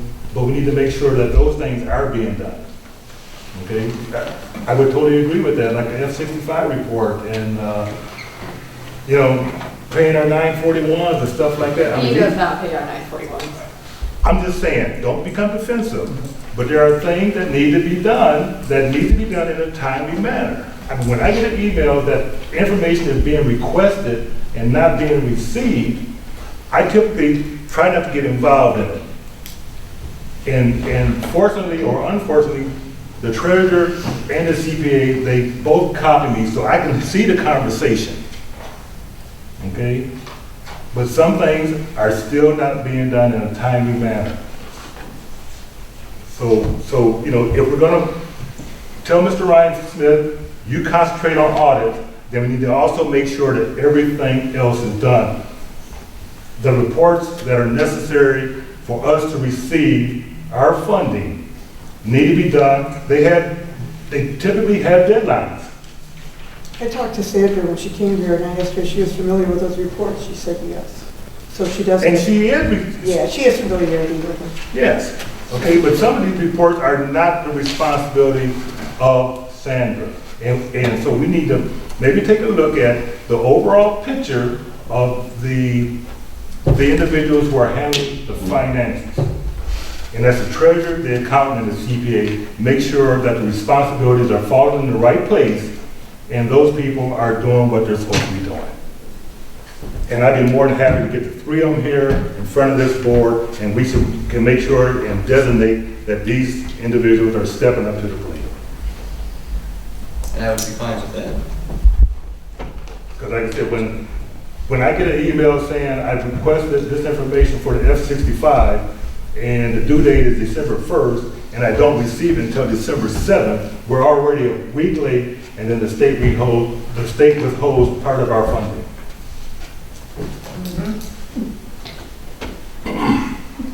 Now, with that being said,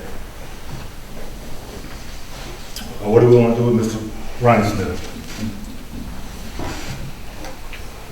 Make a motion to continue Mr. Ryan Smith's contracted employment with the village. 1 month. For 1 month, yeah, for 1 month. So the not to exceed 10,000, right? Yeah. Let's not exceed 1 month at a time. And matter of fact, this is his busy time of the year. I'll even invite him to the next meeting so that he can answer these questions. Is there support for that? Support. And probably moved and supported that we extend Mr. Ryan Smith's contract for one more month, not to exceed $10,000. Any questions on the motion? Roll, please. Trustee Vanderpump? Yes. Trustee Chandler? Yes. Trustee Capoli? Yes. Trustee Meisen? Yes. Trustee Haziak? Yes. Trustee Prymore? No. President Dover? Yes. Mr. Chandler. Okay, so just a quick update on the computers.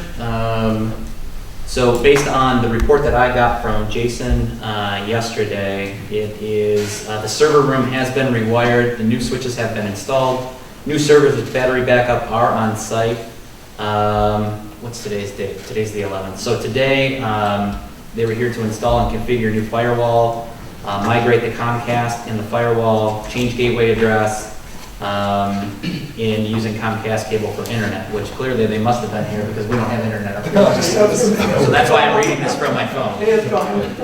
So I did already send him an email prior to council and let him know that we were without internet to see if he could get to us, so that hopefully I could get everybody some internet up here. That did not obviously pan out, so my apologies.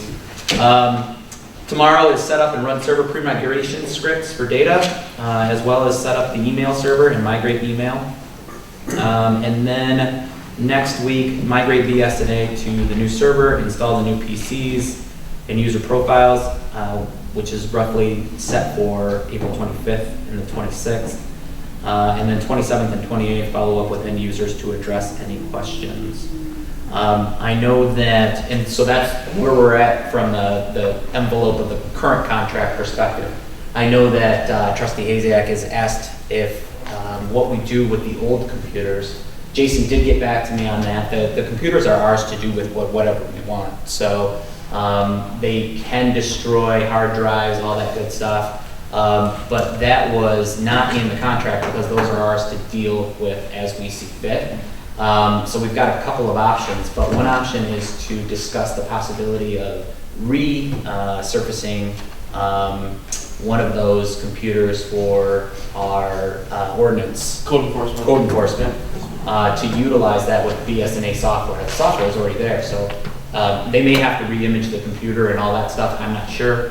But I can certainly send an inquiry if it's at the discretion of council to inquire as to setting up an additional PC using the old equipment, obviously taking the best out of the 7 computers that or 13 computers that we're changing out, and see what we can do. And then I know that the police department. Yes, we forgot about that one over there. We have some responsibilities as far as maintaining and retrieving some records from time to time. And that's one of the things that Melissa does. And that computer over there was forgot when he did his original bid and whatnot. But we did get him to go over there. And there was some connection problems. And we even had the sheriff's department IT individual out to make sure that, because it does use our server.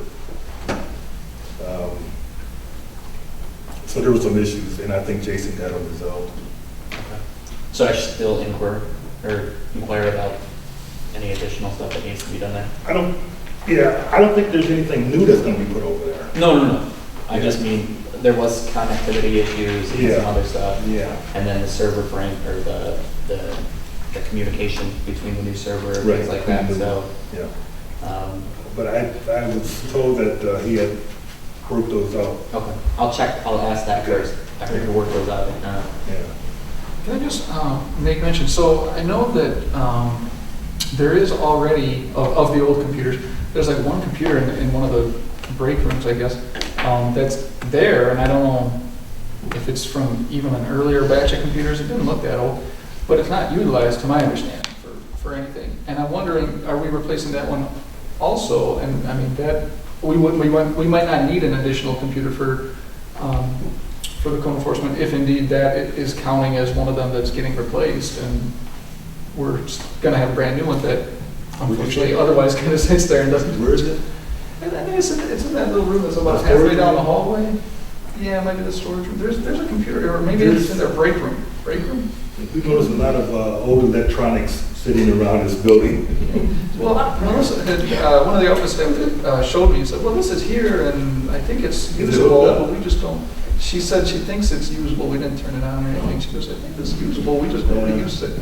So I don't know if that's, I don't know if the amount that we ordered is including that one, and we're gonna have another one already. So we might not need another one. Well, I don't think the intent for the code enforcement officer was to buy new one. I think it was to piece together. Right. Yeah, piece together But I mean, what we we might had have from the a best, brand because he's not gonna be frequently a user. Right, per exactly. se. But I'm He's just only saying, gonna stop in I think they just periodically. contracted out with the working stations right now. It's not a working station. I know we ordered Well, I don't 13 know if it's not. PCs, Not so sure. there was 13 PCs total. Yeah. And I can only count like 9 or 10. And then the There's a fire department. department, yeah. Fire department. They've got 3, right? I'm just saying. So I'll do some, if it's at the pleasure of the council, I'll do some reporting. Please do. Bring back some prices. That's it for me, sorry. Mr. Vanderkirk. It might be labeled there on the agenda incorrectly, because I wasn't exactly sure which one it would be called. Whether it be a referendum, initiative, ballot proposal, whatever the terminology may be. Basically, I'm wondering, at this point, how, if it's possible, and if so, how a resident or residents would go about getting an issue on a ballot during an election. Can I stop you for a minute? Yeah, sure. We're on That one? unfinished business. I apologize. I jumped topics. Okay, scratch that. It'll be further down the road. CDBG, okay, so, I think it was last month, right? It was a couple months ago. We approved CDBG funding, community development block grant funding toward, we allotted some to be donated to the nonprofits that requested it, and then we had a leftover of about $9,000. And I believe we allocated that toward what will be established as the New Haven minor home repair project. Sounds great. I love the idea. I had loved the idea when Lennox Township offered the same exact thing to be inclusive of New Haven village residents. I actually communicated with her back and forth a whole bunch of times, phone calls, emails, and everything. They had flyers made up. I got a copy of the flyer, I highlighted it, I put it on social media, I distributed it at different venues and places of business in the village and tried to get the word out as best I could. Lennox Township last year, when they did the minor home repair program, they had, don't quote me on this, but I want to say it was like $16,000 or something able to be put toward this. And again, I tried publicizing as best I could. Village residents could qualify. The word was put out there. They even extended the deadline and everything. At the end of the day, after many months, they got 2 applicants that jumped through all the hoops, qualified, and were able to receive the $500. So $500 times 2, they distributed $1,000 in all of Lennox Township last year when they did the same program. I've heard that it has worked successfully in Sterling Heights. The Macomb County contact person was very adamant that it worked beautifully in Sterling Heights, but they also have a little bit of a different structure and might have more personnel in their office that are able to host events and distribute information and whatnot. I love the program's idea, the intent, I love it. I'm just questioning if it's whether we're going to get the turnout as we would like. So I inquired with the county and I said, is there a possible way, if need be, can we change gears a little, and or is there any other way to put a different program in place? She said, not at this time, because it's up for open comment period, for a public comment period or something like that. She said, around August, you can entertain changing gears and repurposing the funds. So I just want to put it out there that it's possible to amend it, and that's granted, that's gonna be after we try to get this going, so we can try it. I like that idea, and I'll put as much effort as I did previously out into another effort. I like that. But if we don't get many people that qualify for this, I just want to put it out there that come August, we might have an opportunity to amend what we purpose those funds for. And as we were already talking about possibly demolishing blighted properties, this does qualify. I did check with her. CDBG does qualify to demolition of blighted properties. She said it's easier to demolish village-owned properties, but it can also be used if all the documentation is correct. And I do have a checklist I can share with the attorney or yourself. But there is a checklist, and if you do put the proper liens and legal notifications, it can be used to demolish other people's properties who have allowed it to fall into disrepair. So I just want to put that out there, keep it in our minds come August.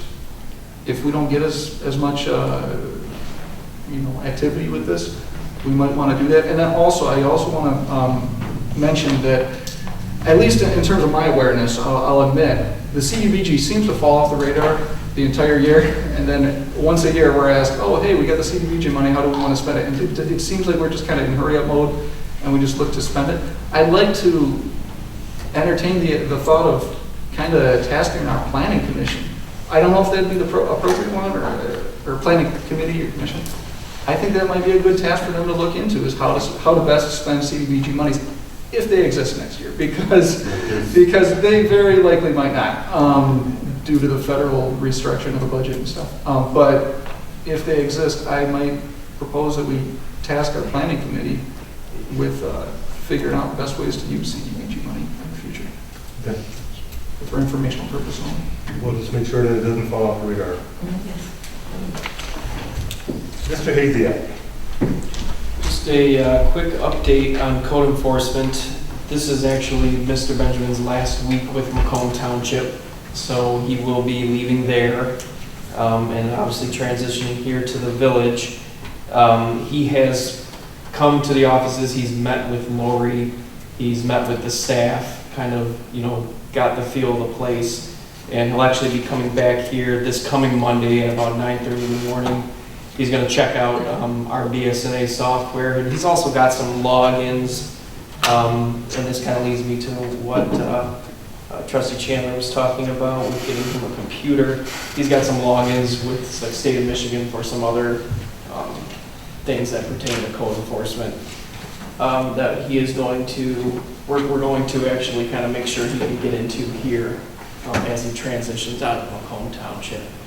So that was why we're looking into his own workstation. That way he's got his own logins and he doesn't have to bother Lori. That's kind of the, the hope.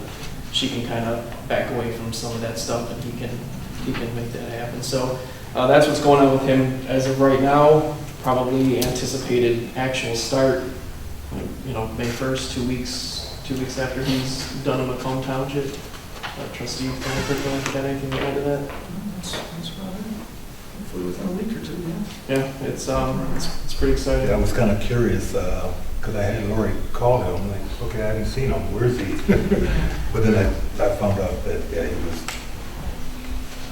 Yeah, he is obviously still being with Macomb Township. He's got limited time. Yeah. So, but he did stop in and meet them, and he will be back again on Monday.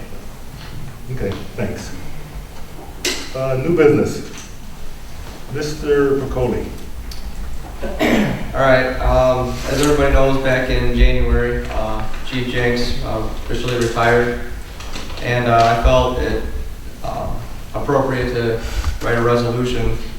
So I have one here honoring Michael Jenks for his service to the village and wishing him well in retirement.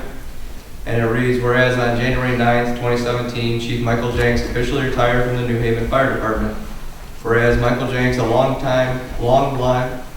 lifelong resident of New Haven, led a distinguished career in the fire department that spanned 36 years. Whereas his service to the village included over 20 years as acting chief or assistant chief of the fire department, as well as part-time positions in the police department. Whereas he left his mark in the community by organizing the parade of lights in downtown that the village still enjoys to this day. Be it resolved that the village of New Haven honors Michael Jenks for all his service to the community, and along with his wife Mary, we wish him the best in retirement. And that would be resolution 17-003.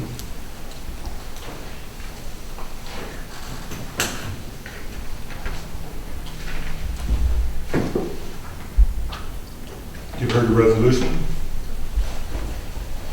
Motion to pass the resolution 17-0003. Support. Been properly moved and supported that we adopt resolution number 17-0003 in honor of our retired Fire Chief Michael Jinks. Any questions on the motion? Roll, please. Trustee Chandler? Yes. Trustee Hezia? Yes. Trustee Capoli? Yes. Trustee Myson? Yes. Trustee Vanderpool? Yes. Trustee Freiberg? Yes. President Gilbert? Yes.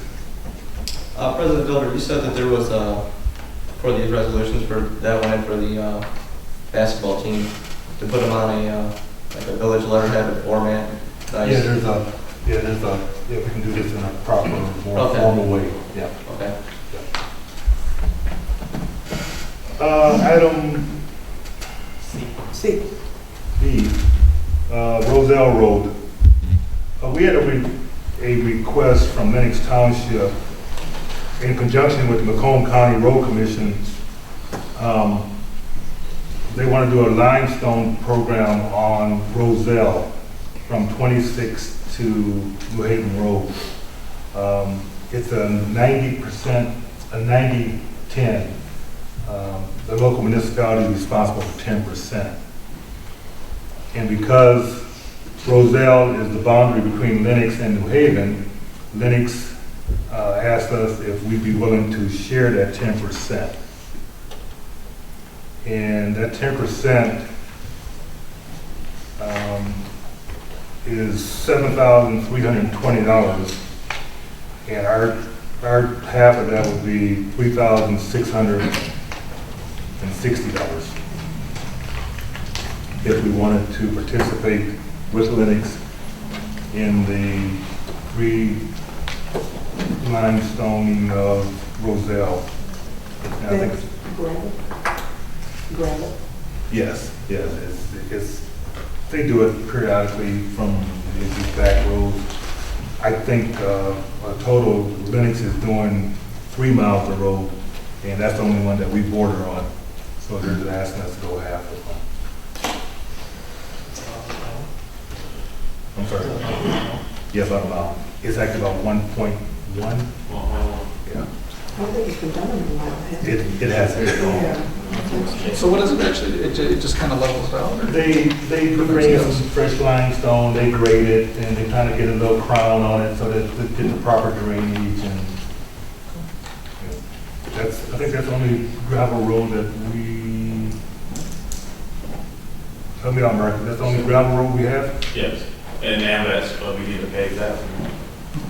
Oh, AMVET, that's Yeah. right. Yeah. So what's your pleasure? And I sent this email out, I think I did. What's the total price?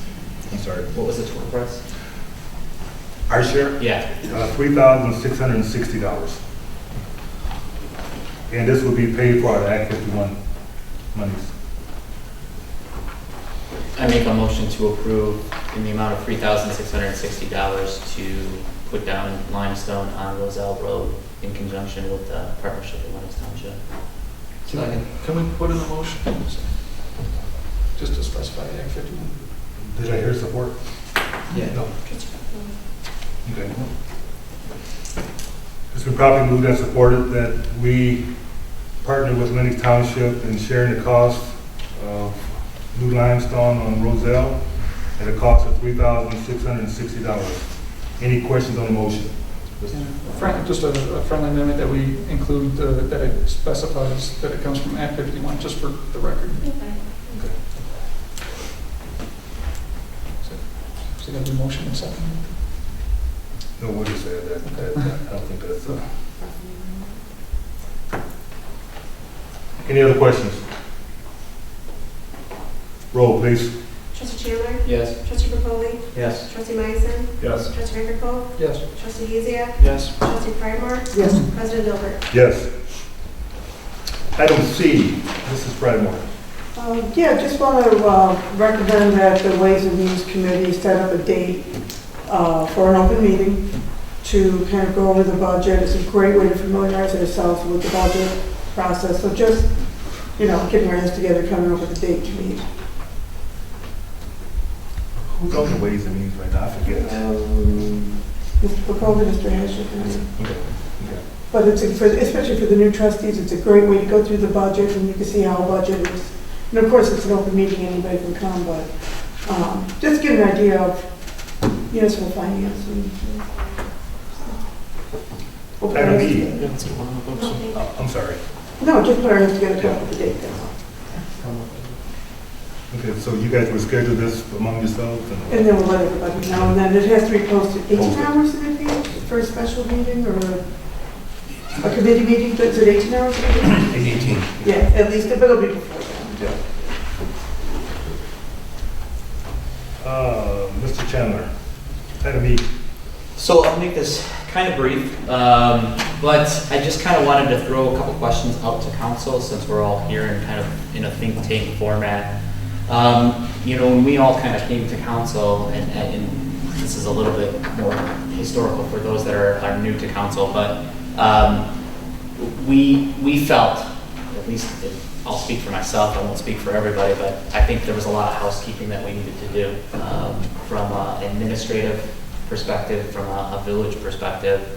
And I think we've done a really good job at pinpointing some of those issues and putting some strategies, some policies, some ordinances, things of that nature, new employees in place to curtail, if not enhance, what we've done here in the village. But one thing that kind of struck me is seeing our assets over the course of this last month, and that was kind of a trigger point for me to kind of start thinking about this a little bit. Our asset total at $2,688,000 is the lowest I've seen it, even before I got to council. So obviously we've been doing some spending. Not to say that wasn't warranted spending, because we've got a lot of things that we need to do and have done within in the village. But I think now with the way the economy is now turning around, I just kind of wanted to throw out there, what can we do now to start generating revenue for the village? So, what can we do in order to attract businesses here?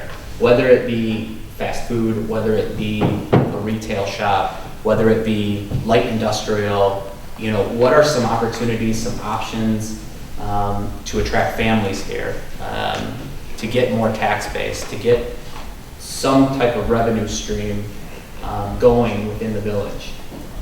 So it's really just kind of throwing that out there. I'm not expecting answers tonight, and I would throw this out to the citizens as well if they want to touch base with us. But I think now is the time. I think we've got a lot of housekeeping in order, and we had to spend money to get there. There was no other way, and I'm glad that we stuck and we persevered. Because we're starting to see the light at the end of the tunnel, like you had said earlier. But now we get to move to the next chapter. So, we finished our planning, strategic plan for the village. I believe our Parks and Rec plan is finished as well. So that gives us our guidebook, our playbook, and I really think that now we need to go on the offensive and look at either trade shows, look at other opportunities, look at ways to benefit those that are interested in buying property here. And maybe we don't go with a state program, but rather create a program of our own in which we can attract businesses here. I mean, I know we've kind of talked about a lot of these state programs to take advantage of it, but I think we may have to start thinking outside the box. And maybe that thinking outside the box means that we constitute our own programs. And I don't know what that means from a legal standpoint. So Attorney Assorti, if we've got issues there and we have to overcome some challenges, I'd certainly want to research those. And if you say look, that's probably not the best route to go from a legal standpoint, then I guess we look at something else. But again, all I wanted to say is looking at that number's spooky. So I want to just kind of look at, or think about and challenge everybody in this room to just think about ways that we can really start attracting more of a revenue base to the village. So, that's all.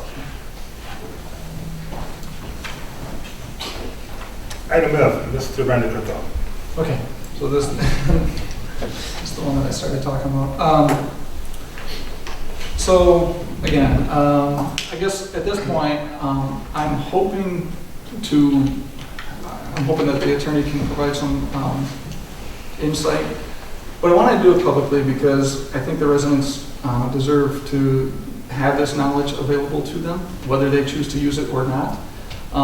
But at this point, I'm hoping to find out how a resident would go about getting an issue on a ballot to be voted on at the next general election or whatever election date is upcoming, whether it be August, whether it be November. How a resident or residents would go about, probably through gathering signatures or whatever the case may be, to get a proposal put on a ballot to be voted on, short of council making motions to get that to happen themselves. What tools do the residents themselves have at their disposal in order to get an issue on a ballot to be voted on? You talking about village ordinances, you talking about township ordinances, you talking about state laws? Village ordinance. So if it was village ordinance, I'm not aware of any ordinance that the village has that would allow, and we commonly use the word referendum in fact, but I think what you're talking about would be an initiative situation. This distinction meaning a referendum would be is that if you pass an ordinance and the public wanted you to rescind it or modify it, it would be a referendum. Or if you passed an ordinance but didn't feel comfortable passing it until you had approval from the community, then that would be a referendum as well. An initiative, kind of denoted by the term, would be to come to the community and bring you something. So we don't currently have any ordinance. Nothing prohibits for us from doing it. If we were a home rule village, which we're not because we don't have a charter, there are specific restrictions that you would have to put in those ordinances. But other than that, I know that there are other villages that have ordinances in place that allow for initiative and or referendums. Most of them are done together. And they range anywhere from, having 10% of the petitions of the electorate to 15% of the past electorate to, any kind of within that range. You can set your own parameters for that. Some of them require ordinances where you come in and you say, it gives the council the opportunity, so if you have an appropriate number of petitions, they can come and the council could adopt the ordinance as presented, and then if that doesn't happen, the council can bounce it back to the electorate. Some communities have an ordinance whereby the initiative comes directly to the board, and then it automatically goes back. The board doesn't have the option. But that would be up to you to decide if you want to do that, to allow them to do that. Now, we've got to caution you that once you put those ordinances in place, you got to take the good with the bad. You're opening a door that maybe you don't want to open necessarily, and that's why lots of communities don't have those types of ordinances in place for initiatives or referendums. So, to your understanding, at this point in time, there is no means for residents of the village of New Haven to put something on the ballot short of council voting on?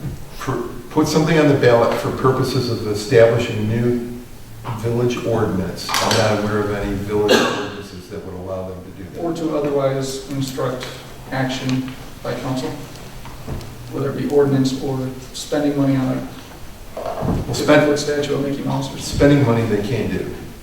Right, but to pass something saying, that we act in a certain manner. Having you spend money or take certain action, they can't even do that under state law. What can they do? What can the residents of the village of New Haven do in order to get something on the ballot, and what might that something be? Okay, again, if we're talking on the ballot for purposes of establishing a village ordinance. Or otherwise. Can they? What tools do they have? I don't mean to be accusatory, but it seems like we're dancing around the issue. Just What do they have, what power do the residents have in order to get something done that otherwise council is not doing? Okay, we're talking about a local ordinance, we're not talking about state laws. Ordinance, resolution, rules of Okay, so there's everything. What can they do? If you're talking about state laws, there's a whole process as far as establishing new state laws under the Michigan Constitution that allows residents to apply for and adopt initiatives on state laws. Yeah, not the state law, at the local Okay, level. that's why I asked you. All right, Well, so- when you say ordinance, I don't necessarily mean it to be that initiative would, at that time, voting yes, would establish that ordinance. Let's say the initiative said, council shall establish an ordinance. Can they direct council to create an ordinance? First off, the first thing that would have to happen is there would have to be a village ordinance that would allow initiative or a referendum. And we don't have And that here. to my knowledge, you don't have it. I mean, I can go back and look at it, but to my knowledge, you don't have that. If you were to have one of those ordinances, the only thing it could do was establish a right for the residents to come in and say, here is an ordinance that we would like adopted. All right? And depending on how the village ordinance is drafted that allows that initiative, it could either come to the board with a period that it would allow you to adopt it, and if not, back to the voters, or it could be directly to the voters on the number of petitions, but that would depend on an ordinance that you would have to put in place. Let me jump into this. Is there a method for the public to have a question put on a ballot? As far as questions are concerned, yeah, there's a whole different Question. And that question may be, do you support? Correct.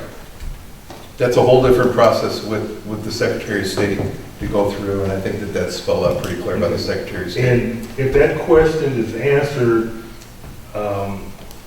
in the affirmative, it is not binding to council one way or the other. Correct. And I say that because years ago, the residents approved a bond to buy this building.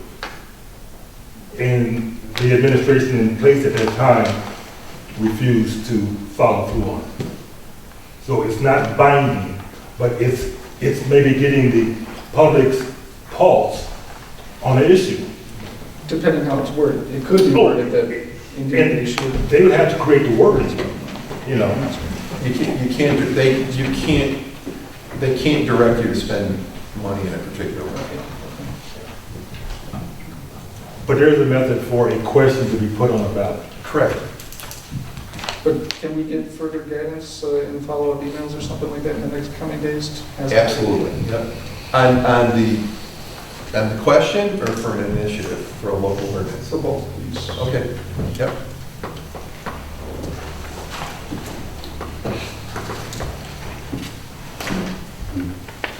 Item H. Is it the downtown? I got the old agenda. I didn't print out the new one. Is that for me? This one's the treasurer's report for Maryland. Oh, no, I struck that one. Oh, you did? Yeah. Sorry, I missed that.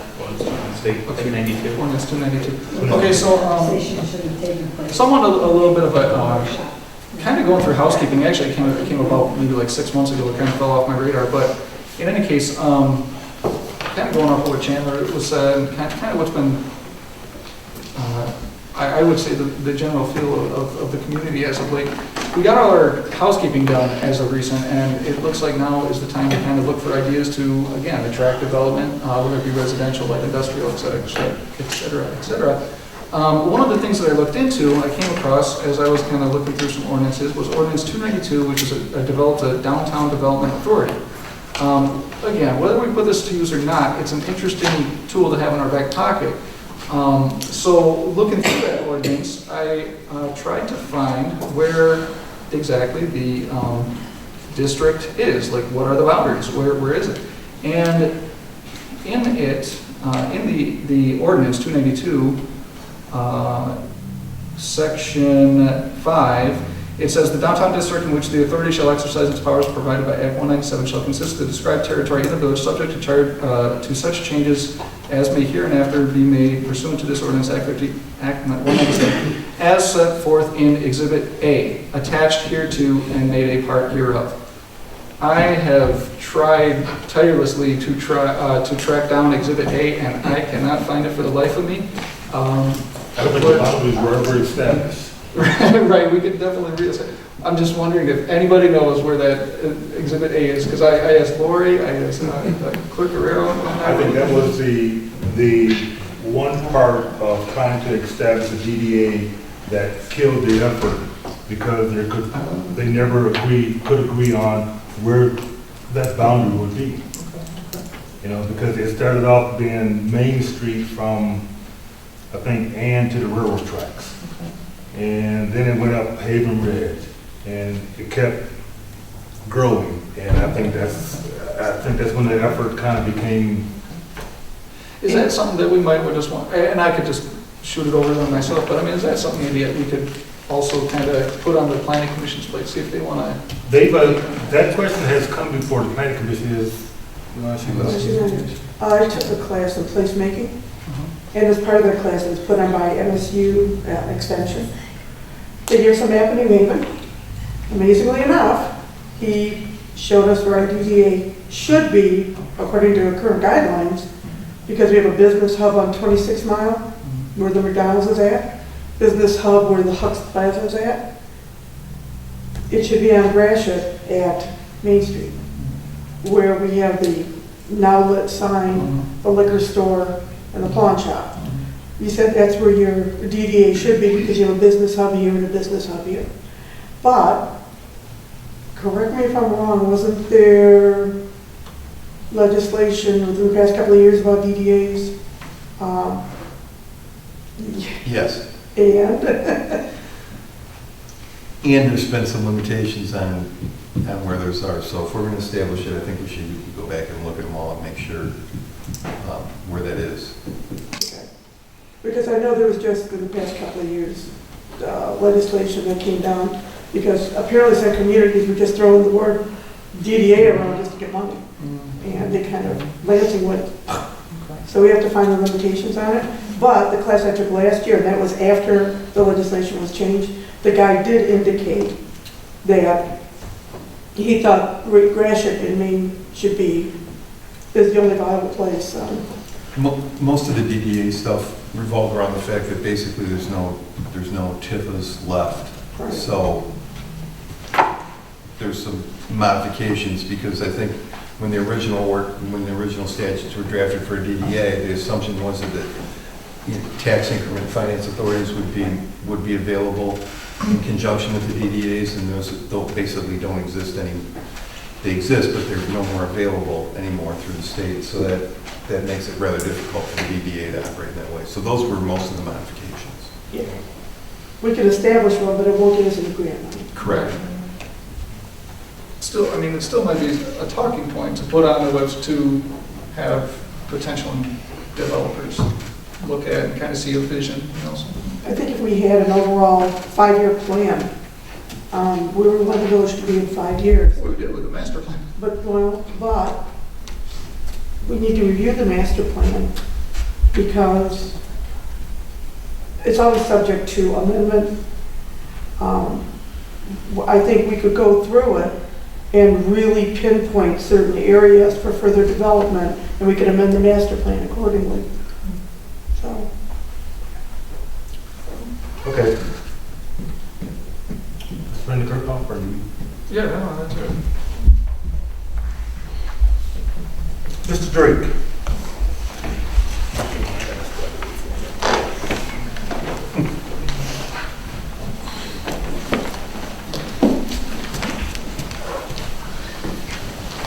Been sitting too long, I'm a little late. Good evening. My name is George Drake. I'm here on behalf and representing the Lennox New Haven Historical Society. With me here tonight are some of my esteemed members. Marilyn, Marilyn Cake, you've seen her here probably before, Michelle Wilson, and Kevin Bickle. Hold your hands up here, guys. So. No, it's George, they know who we are. Yeah. Good evening again, Fiscal. Shall I wait for him? No. The trustees, on November the 8th of this year, Save Our Depot, commonly known today as the Lennox New Haven Historical Society, we originally called Save Our Depot Incorporated because that was our focus, was just to try to save the building. But, and we know as Lennox New Haven Historical Society, will experience its 26th anniversary. Over the last 26 years of hard work and dedication on the part of so many people from far and wide, the historic New Haven Railroad Depot has been acquired and restored, and the property generally improved to the point of being recognized as one of the most positive focal points, contributing to a positive image for the village. Attesting to this point, photos of the restored depot has appeared on the cover page of the Anchor Bay Chamber of Commerce. This was the second time that it appeared. It appeared there once before. It has appeared on the cover of the local Yellow Pages, which is no small tribute. And it's been highlighted in a recent article in the Macomb Now magazine entitled Small Town Living. Then, of course, you are familiar with the magical image of the depot reflecting pool that appears on the village website. The depot setting probably is the most photographed in all of Macomb County. There's a constant stream of photographers and photo shoots that takes place at the depot and around that site. In spite of the success of the New Haven Historical Society, much still needs to be done in the community. Even though we have lost many of our historic relics which deserve preserving, there is more, much more, that can still be done to preserve our history and our historic character, which brings me to the point of the reason I am before you tonight. Before I get further into that, I want to share a couple of other things with you. This is a tribute that came from the Michigan State Legislature, and it was signed back in October of 1997. Came from the Michigan Legislature. And we also have, it's a tribute and acknowledgement signed by Governor Granholm. These are, and also one of the things that we've gotten a fair amount of publicity from, very positive. There was a book that was written by one of our esteemed school teachers that went way back. Her name was Laura Falk. She sat in your position for a long, long time. And she was the village clerk when I came to New Haven back in '63. And she wrote this, but it was in softback with green binding. And that book was so well liked by New Haven residents that we got the rights to the book and published it in hardback, and which are available through the organization, the Historical Society, today. If you want to know a little bit about New Haven, that's a good reference. It's a very good reference. It's a copy at the library. Yeah, that's true, it's a copy in the Yeah, it library. was a copy in the library. The New Haven Historical Society is a 501c3 federally certified nonprofit organization. All of the properties are owned by the corporation, which in turn is equally owned by its members. Membership in the organization only requires one to be interested in what we do and pay a small membership fee. For a lifetime membership, only costs $100. No one receives a salary or any kind of remuneration of any kind. We are strictly a volunteer organization. In order to recognize, strengthen, and acknowledge the value of the Lenox New Haven Historical Society to the community at large, it is important that its relationship with the community be formalized. This will aid in better focusing the limited resources to the best result. This will also strengthen our reach as we seek grants from outside sources. A formal recognition of the Lenox New Haven Historical Society as the New Haven acknowledged historical society for the village. This action need not or will not create any liability on the part of the village or the historical society. It's just a simple acknowledgement and a recognition. Thus, a simple resolution on the part of the village to this end is hereby requested. We are prepared and hereby submit a sample resolution in this regard. And I'm going to read this for the edification of the public as well as you. I'm going to pass out copies of this one. Pass them down that way, and you can something to go this way. Pass them down there. There's an extra one. You can get one. Does the clerk get one? Yes. Yeah, okay, that's the next one. Anybody else can get one? Okay.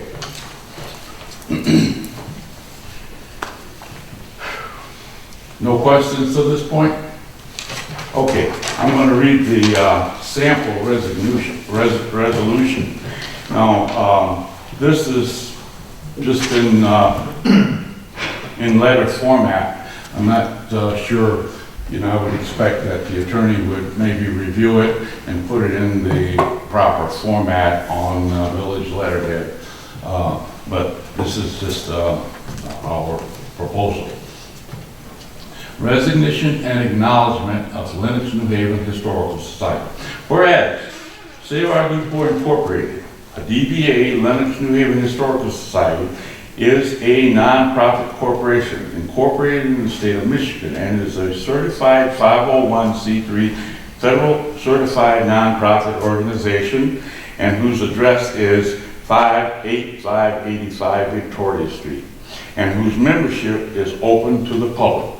And whereas the New Haven Historical Society has continually advocated, supported, and pursued actual acquisition and restoration of historic buildings and collection of historic artifacts within the community for more than 25 years and presently operate a museum in the village. Whereas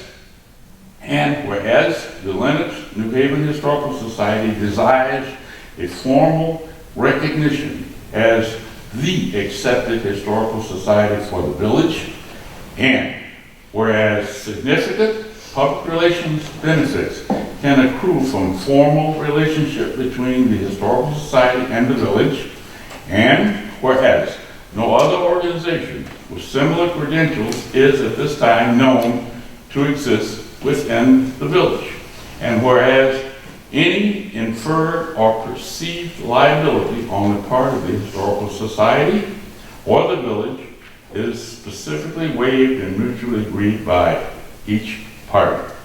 Now therefore, be it resolved that effective immediately, the Lennox New Haven Historical Society shall be recognized as the single official recognized historical society representing the village of New Haven, and shall continue until specifically terminated by written notice from either party. That is our request, and we would appreciate your consideration in that regard. And if there are no questions that we can answer, I leave it in your capable hands. Thank you. I have a question. When do you guys, Sure. when do you guys meet? When do we meet? Every third Monday, Third Monday of every month. each month. 7 o'clock at the depot, third Monday. It's Yeah, open to the public. yeah. Generally, when it's really cold, we don't have a lot going on. Sometimes we've met down at the Coney Island restaurant, but ordinarily, we would be meeting at the depot. And we are, we've wanted to, we've been open from time to time. The museum and the depot is open basically on special request, because I'm always around close and anybody wants to go in and view it. But we're going to try to establish regular hours starting this summer, at least on the Sunday afternoons. That's been a question that has been raised to me more than once, that they would like to see regular hours, maybe 11 to 3 on Saturdays or something, or, some set time frame so that, people can do. Yes, it's either Saturday afternoon or Sunday afternoon. Sunday afternoon, But yeah. just mainly because of the staffing that we have, people, everybody's busy, and but we like to establish some hours. We're in the midst of producing a new brochure which will establish the hours. Those of you that pass by there, you notice that there's a kind of a marquee out front with it's going to have an announcement board on it, but there's 3 plaques on the face of that marquee. All that information will be on the brochure, but basically there was 3 plaques. They talk about the history of the depot itself. The second being a history of the village, when it was, organized and so forth. And the third one is a history of our organization of the Historical Society. And we welcome you to swing in and read that if you're wait for the brochure. And also, we have a sandwich board that we try to put our events coming up out in front of the building. So if you ever drive by, you'll see the next event. So, and we also have affairs such as the Christmas tea, Victorian tea in December. We have a cemetery walk, usually in the first week of October. And we do history here and live history. We've had off and on. We've had car shows. Those kind of our annual events that don't require a lot of organization energy. It's the cemetery walk where we hold the hay wagon. We do a hay ride from the depot over to the cemetery, and we have a historian. He's from New Baltimore. Richard Gagne. He's a writer and a historian, but he honors us by coming over, and he's done extensive history about people who are buried in the cemetery. And we take a walk, and usually from an hour to maybe an hour and a half. By the time everybody gets tired, then we'll load back on the wagon, come back to the depot, and have chili, for refreshments. And, that's been real successful. Also in I think it's in December. It's December when we have the tea, right? Pardon? The first, it's usually the first Saturday. first Saturday in December. There's they call the Victorian tea, where all the fancy tea stuff and all that, you women know about all that stuff, but and that's usually sold out. You know, we can only accommodate so many people, but it's generally sold out when we do that. But then we did car shows and a summer event up until About 5 years ago. yeah, about 5 or 6 years ago. About 5 or 6 years That ago. where we would have a car show and a presentation, and what we had tried to do, and I'd really like to try to get back to that, is where we would honor some citizen that had been in the area for a long time and had made significant contribution to the community. We did, I think the original one we did was with Walter Franchuk. And all his family was invited over, and were honored. We did one for Joe Ballard. And the last one that we did was for Reverend Rivers, who was a really long time resident and one of the early ministers that came to New Haven.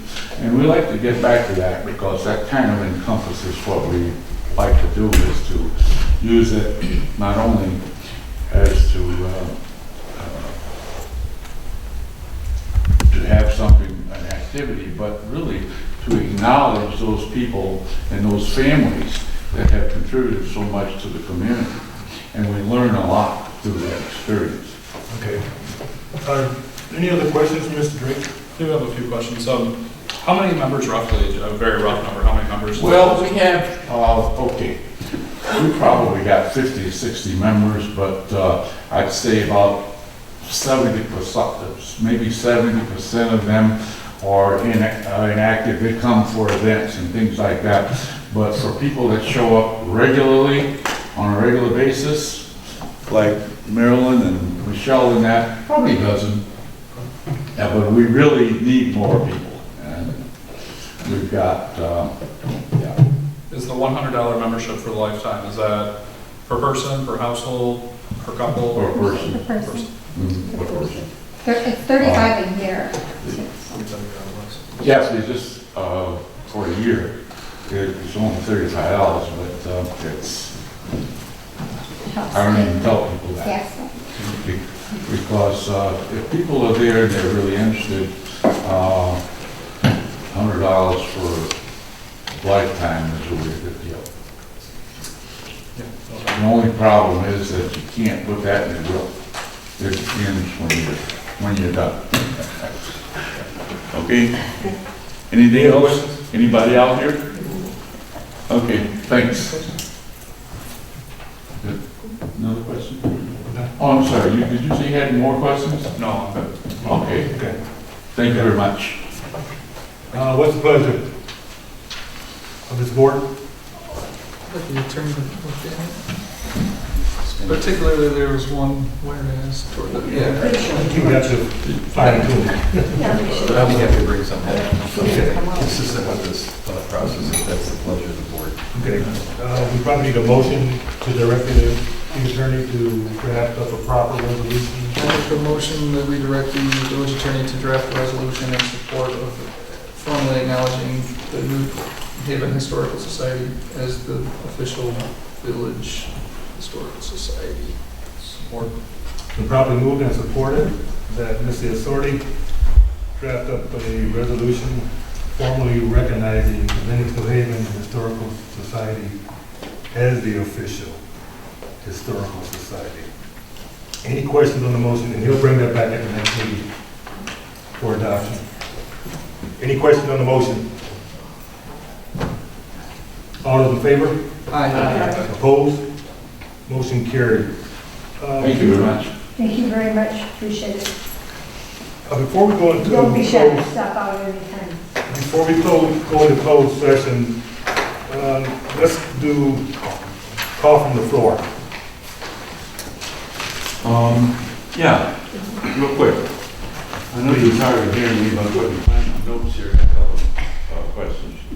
I don't know who brought this up about the floodplain property and doing something, maybe developing with that. No, we had an inquiry about purchasing it. Oh, that was an inquiry. Okay, does the village, okay, you're talking about all that in there behind like Chenault? Chenault and Gratiot. Okay, just, and between the bridges? Yeah, between the bridges. Yeah. Okay. Just on the Gratiot. Just on the Gratiot side. Does the village own that all the way down through there? Yes. You do? Yes. Okay. Well, here's something that, I've always advocated for getting and cleaning that up as a nature trail or park or just a public green space, but it does nobody any good the way it is. The last, I think probably came through in the fall, Chesterfield Township, see that runs along the Salt River. Chesterfield Township got a DNR grant for a lot of money to develop Salt River as a canoe thing. And Salt River ain't that big, but you know, if it was cleaned up, it'd be a nice canoe thing. But I just, that, before you lose the opportunity, maybe to think about doing something with that could enhance the community. That's something to think about, developing it as a part of our whole recreational function, because it's kind of a natural. It's in a development right now.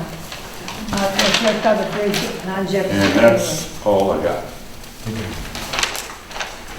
You know what my question's gonna be. What are you gonna do about my water situation? I've The been in flooding. contact with Simcoe, and they're not gonna do anything until it dries up. I have requested and asked, and I'm getting ignored, is what's happening, and we still don't have a code enforcement officer.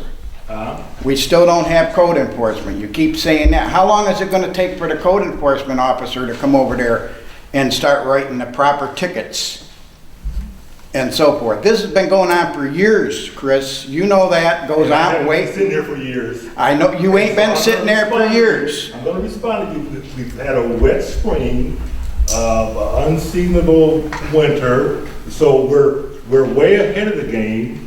And in my contact with Simcoe, they're not gonna get out there until it dries up.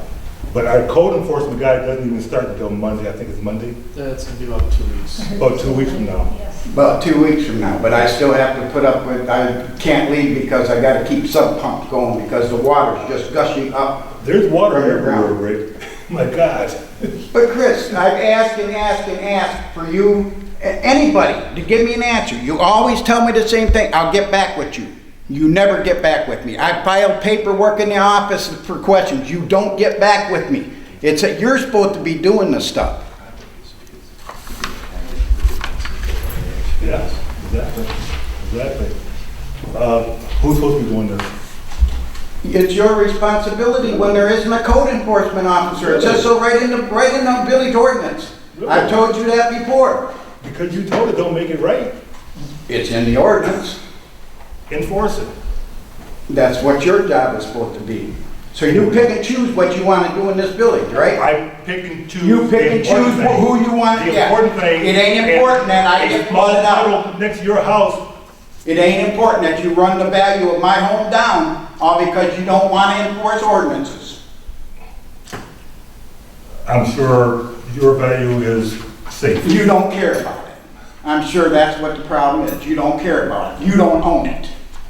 I wouldn't. If you owned it and it was money in your pocket, you would be worried about it. Same old song, different day. Same old song. You've been hearing this for how many years, Chris? 2, And you ain't done nothing, have nothing. you? Nothing. Exactly what you're doing as a village resident, nothing. I'd like to say one thing. Any investment with John Ryan-Smith is in our benefit. So we have to debate how many months you gotta keep them. Any other call from the floor? I know all about that situation. And he came back after he was fired from here, just insulted, and came back and he's fished us out. So don't go pushing bad words about him.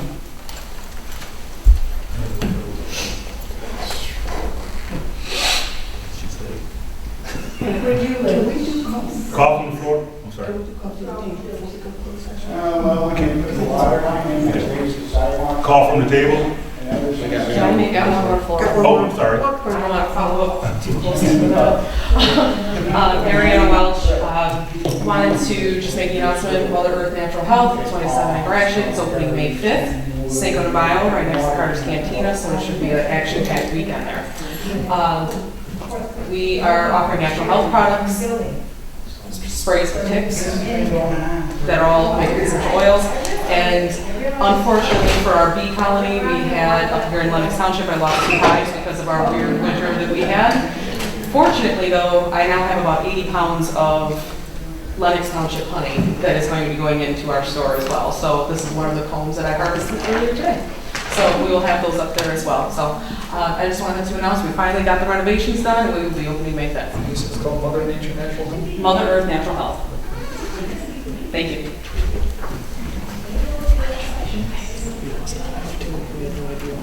They will go. We just installed it.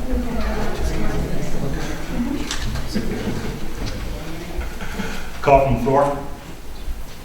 Call from the table? Okay, I was handed information on health and nutrition, and it's a class being given at Haven Place on April 18th between 11 a.m. and 12:30 p.m. for people that want to go. It's no cost, and they instruct people on developing cooking skills, eating healthy on a budget, discovering tips for reaching and maintaining a healthy weight. And are you familiar with the program? Yes, it's a great program. I refer a lot of my clients to this program. They teach you all healthy tips. Yeah, it's put on by with the help of the Michigan State University Extension Program, Haven Place, on the 18th between 11 a.m. and 12:30. Okay. I want to thank our County Commissioner Phil Kraft and our State Representative Jeff Garrett for coming out to the meeting tonight, making themselves available. You're welcome. And staying for the entire. Yeah. Not over yet. Yeah. Call from the table. I need a motion to go into closed session. We have 2 issues that we need to discuss. Motion to move the meeting into closed session at 9:52. Second.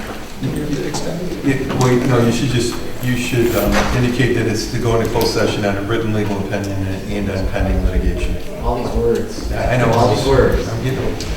We'll make a motion what he said. So moved. It's almost that like tonight. Chris, will you have further business after the closed session? No, we just have to So open it am I. back up and You're just going to adjourn? Then I'll close the camera now. Call for, you should have roll call.